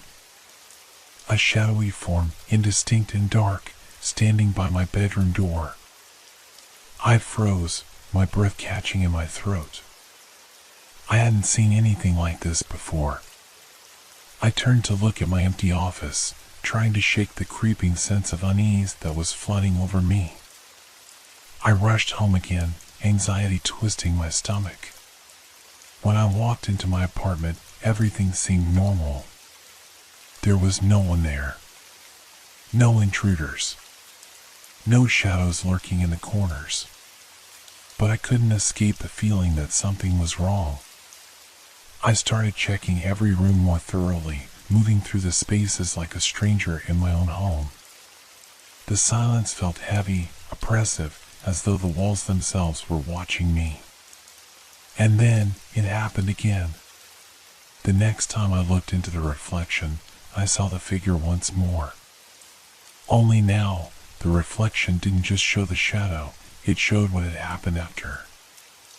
I saw myself standing in the kitchen, unaware, going about my usual routine, making coffee, eating breakfast, but in the reflection, the shadowy figure was closer. It was standing right behind me, its presence almost suffocating. I spun around, but once again, the apartment was empty. My heart hammered in my chest. I couldn't shake the feeling that the reflection wasn't just showing me something from the past, it was changing the present, warping my reality in ways I couldn't understand. The next day at work, I tried to distract myself. I kept my eyes focused on the screen, determined not to look at the window. But the temptation was too much. When the clock struck 5, I couldn't resist any longer. I glanced toward the reflection, my heart racing. And that's when I saw it, something I hadn't noticed before. The reflection wasn't just showing yesterday, it was showing tomorrow. I blinked, uncertain if my mind was playing tricks on me, but the image was clear. The reflection showed me standing in front of the window, but I wasn't looking out at the street. I was looking at the reflection itself, staring at the person who was me, someone I didn't recognize. The face was mine, but there was something off about it. A look of horror, or perhaps despair, in the eyes. The more I looked, the more details emerged. I saw myself walking down the street, but this time it wasn't like the usual day-to-day occurrences. This was different. The street was empty, completely empty, save for a few distant shadows. I couldn't hear anything except the pounding of my own heart. The city seemed deserted, as though the world had been abandoned. And then I saw the figure. The same shadow that had been haunting my apartment. It was following me. I felt my pulse quicken as I snapped back to the present. My hands were shaking, cold sweat running down my back. I couldn't deny it anymore. The window was no longer just a passive reflection of the past. It was showing me things I hadn't experienced, things I couldn't control. And the worst part? It wasn't just showing the past, it was showing me the future. I knew then that I couldn't just ignore it. I had to find out what was happening, what this window was doing to me. I had to understand what it wanted. Because I was beginning to fear that the price of this strange gift was something I might not be able to pay. The reflection had already started to change me. Every glance, every moment I spent in front of that window, I felt more and more disconnected from my own life. It was like I was living in two realities at once, one where time moved forward, and one where the past was a prison I couldn't escape. I stood up from my desk, my mind spinning with possibilities. I couldn't let this continue. I had to take control. But as I moved toward the door, I hesitated. What if the window was showing me something more? Something worse? Something that would change everything I thought I knew? I looked back at the reflection one last time. And that's when I saw it, my own face, staring back at me with a look of pure terror. The reflection wasn't just showing me the future. It was showing me my end. I couldn't breathe. I stood frozen, my mind struggling to process what I had just seen. The reflection of my own face, distorted with terror, eyes wide with fear, stared back at me, unmoving. My heart thudded in my chest, louder than any sound I had ever heard. I felt as though the walls of my office were closing in on me, and the air was thick with an oppressive weight. Was this a warning? Was the window telling me that something terrible was coming? Or was it showing me something worse, something I had already lost? I tried to shake off the suffocating fear, my legs unsteady as I took a step toward the door. I had to get out. I couldn't be in that office any longer, not with the reflection haunting me. I needed to think, to clear my head. But even as I walked away from the window, I could feel the pull of it, like an invisible thread tugging at my mind. I stepped into the hallway, my breath coming in short, shallow gasps. Every step felt like I was walking in someone else's shoes, like the world around me wasn't quite right. My phone buzzed in my pocket, startling me, and I pulled it out with trembling hands. It was a message from my best friend, Claire. "Hey, you good? You've been really quiet lately." I stared at the message, but my mind was elsewhere. How could I explain what was happening? How could I tell Claire that my reflection was showing me my future, that it was predicting events that hadn't happened yet, things I couldn't control? I started typing a reply, but my fingers hesitated over the keys. What if it was all in my head? What if this was just a product of stress, or maybe I was just imagining things? "I'm fine. Just tired." The words felt hollow, but I sent them anyway. I didn't want to drag anyone else into this madness, not yet, at least. I needed to figure it out myself. I forced myself to focus on the here and now, but my thoughts kept drifting back to the window. To that terrible look on my own face. The terror. The helplessness. It was as if the reflection knew something I didn't, a secret about the future that was beyond my comprehension. I made my way home that evening, trying to shake off the unease that had settled in my stomach. But even as I walked through the front door, the familiar surroundings of my apartment felt alien. The walls seemed to close in around me, as though the space itself was suffocating me. The quiet was unbearable, and I couldn't escape the feeling that I was being watched. I walked through the apartment slowly, checking every room. Nothing seemed out of place.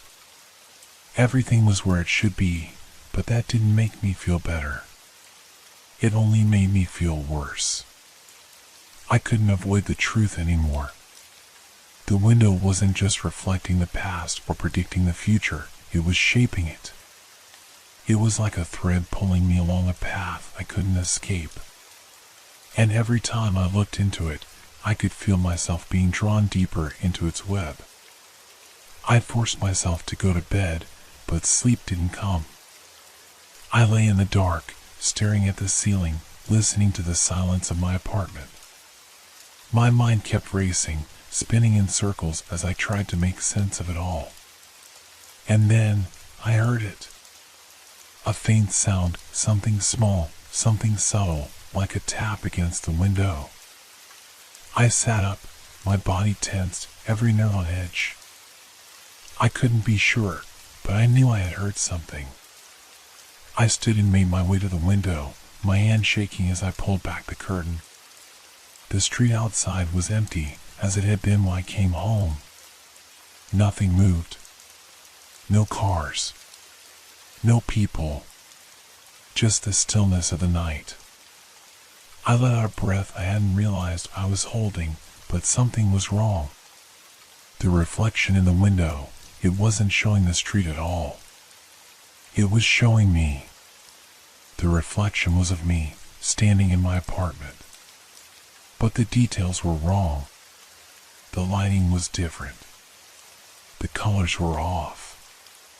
It was like the world in the reflection wasn't quite the same as the one I was standing in. I stared at my reflection, my breath catching in my throat. My eyes locked onto my own face. It was the same face I had seen earlier, but one filled with dread. The reflection of myself in the window was not only distorted, it was screaming. I gasped, my hand shaking as I took a step back. The face in the reflection opened its mouth, but no sound came out. And then, in an instant, the face changed. It was no longer filled with terror, it was smiling. A smile that wasn't mine. I stumbled back, my heart racing. This couldn't be happening. The window was alive. It wasn't just showing me my future. It was controlling it. And now, it had me. I had no idea how long I stood there, frozen in terror, but when I finally dared to look again, the reflection was gone. The window showed nothing but the empty street outside. But I knew something had changed. I had crossed a line, and I couldn't turn back. I didn't know what would happen next. But one thing was clear, I was no longer in control of my own fate. The window had taken that from me. And whatever it wanted, it would get. The days blurred into one another. I couldn't escape the constant pull of the window. No matter how hard I tried to distract myself, it haunted my thoughts like a shadow I couldn't outrun. I had tried to forget about it, to convince myself that it was all some strange trick of my mind. But every time I closed my eyes, I saw that face. The smiling one. The one that wasn't mine. It was growing worse. The window no longer only reflected moments from the past. Now, it seemed to reach further into things that hadn't even happened yet. Every night I stared at it, hoping for some kind of answer, some relief, but instead, the images on the glass grew more intense. More personal. More dangerous. I hadn't dared to sleep in the apartment since the incident. It felt wrong, as if the place itself had become a prison. I rented a small hotel room, hoping to put some distance between myself and the reflection. But even there, I could feel it lurking, waiting. One night, as I lay in the bed, staring at the sterile ceiling of the hotel room, I heard the tap again. Soft. Almost like a whisper against the window. My pulse quickened, and before I could stop myself, I found my legs carrying me toward the source. I reached the window and, without thinking, pulled back the curtain. The reflection was there, just as it had been before. But this time, something was different. The image was not just of me standing there, or of the room I was in. It was a future version of me, sitting at my desk, hunched over, looking exhausted, eyes hollow. It was like a warning. I watched, transfixed, as my future self slowly lifted their head and met my gaze. A chill ran down my spine as I saw the expression on their face. It was the same smile. That terrifying, unnatural smile. My hands trembled as I took a step back, but I couldn't tear my eyes away from the glass. Then, the reflection began to change again. The figure at the desk moved, slowly standing up, but its movements were jerky, unnatural, like it was being controlled. It reached toward the window, toward me. I stepped back, my breath catching in my throat. The reflection mimicked my every movement, but its expression remained fixed, that eerie smile never leaving its face. I was frozen in place, watching the figure in the window stretch out a hand toward me.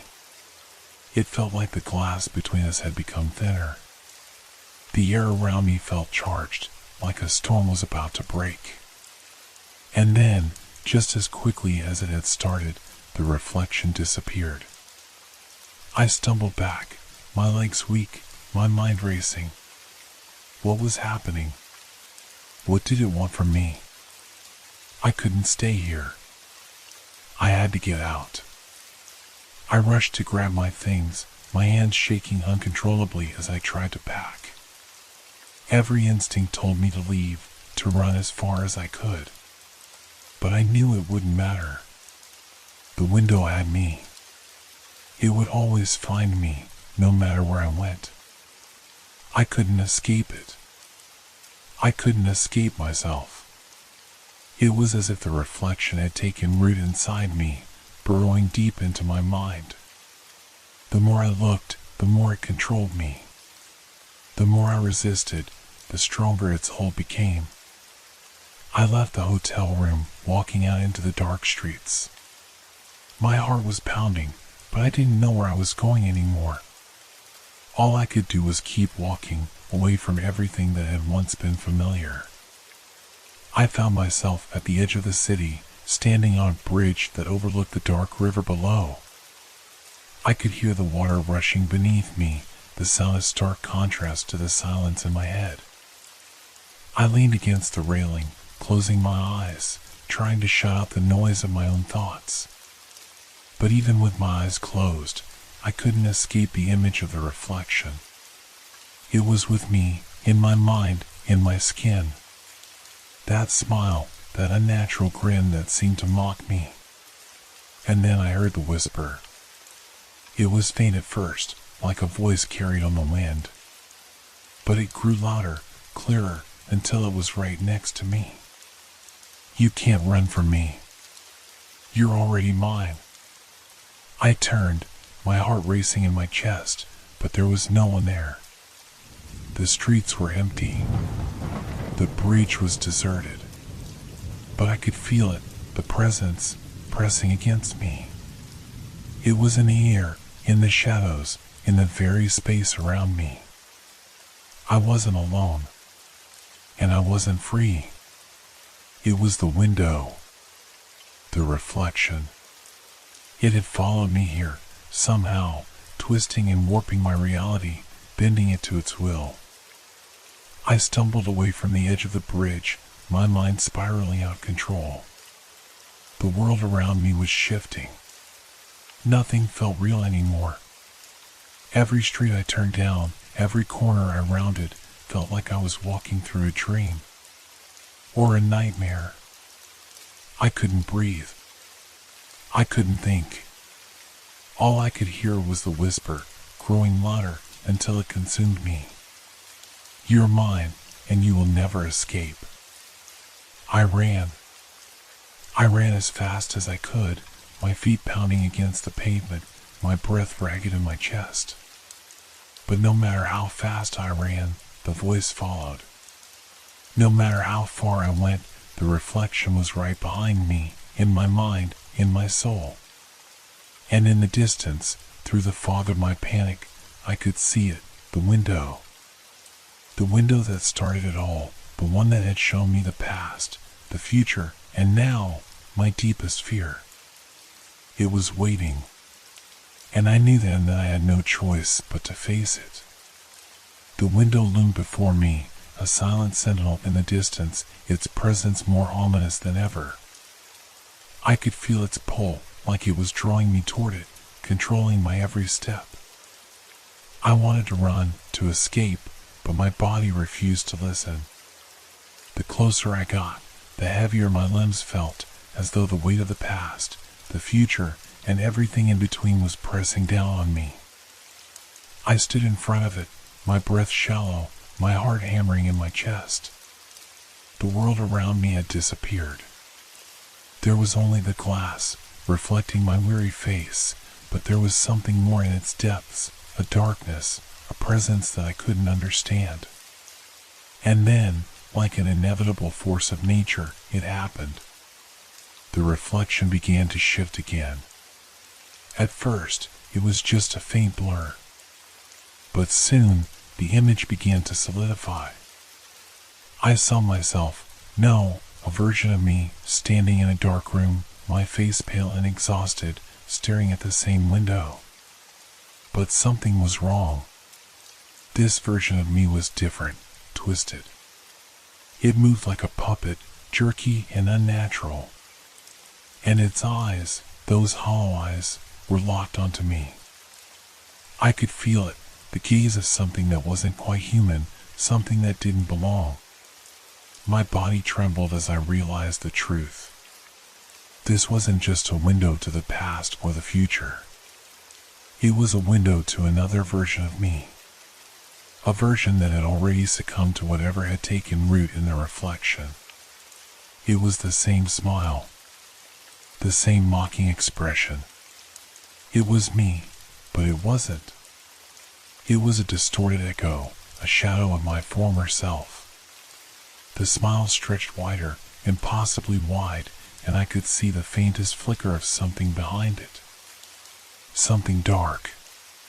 Something alive. And then, the figure in the reflection moved, stepping closer to the glass, its hand outstretched. It reached toward me, and I could feel it. I could feel the coldness of its touch, even though the glass separated us. It wasn't just a reflection. It was real. And it was coming for me. I stumbled backward, my legs buckling beneath me. The air around me felt thick, suffocating. The voice, the whisper that had haunted me, grew louder, its words cutting through my mind like a razor. You cannot escape. You are already mine. I screamed, but the sound was swallowed by the darkness. The reflection in the window was no longer just an image.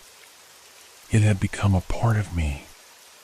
It was inside my mind, twisting my thoughts, my memories. I could feel it, creeping into my skin, into my soul, until there was nothing left but the reflection of that terrible, mocking smile. I turned to run, but my legs wouldn't move. The world around me began to warp, to shift, as if the very fabric of reality was unraveling. The buildings around me were melting, the streetlights flickering and distorting like they were made of liquid. And then, I heard it, the sound of footsteps. Slow, deliberate, echoing through the void. I looked up and saw it. The figure. My reflection. It was there, standing before me, its eyes empty, its smile stretching wider, impossibly wide.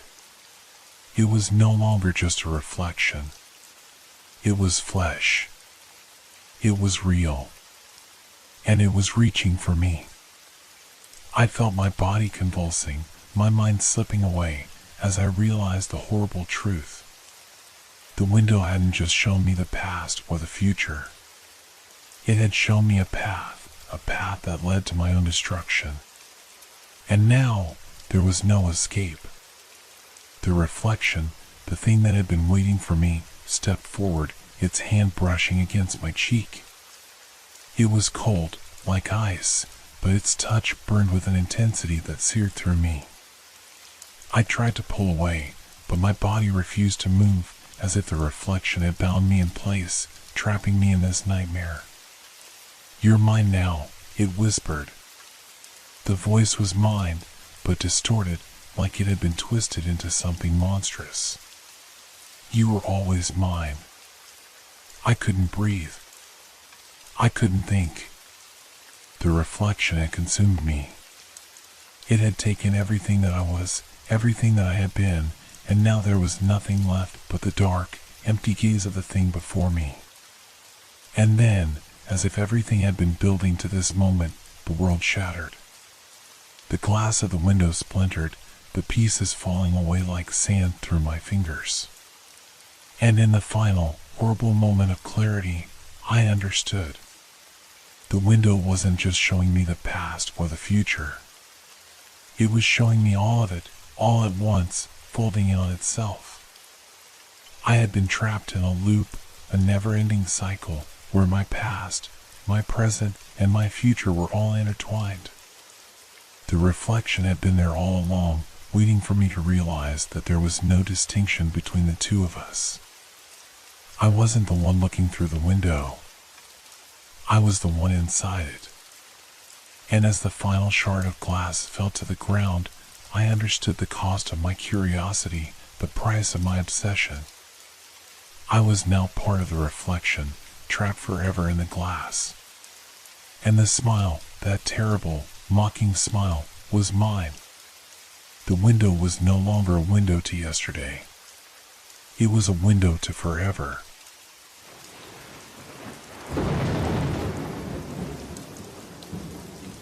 Hope your dreams are filled with fear. Good night.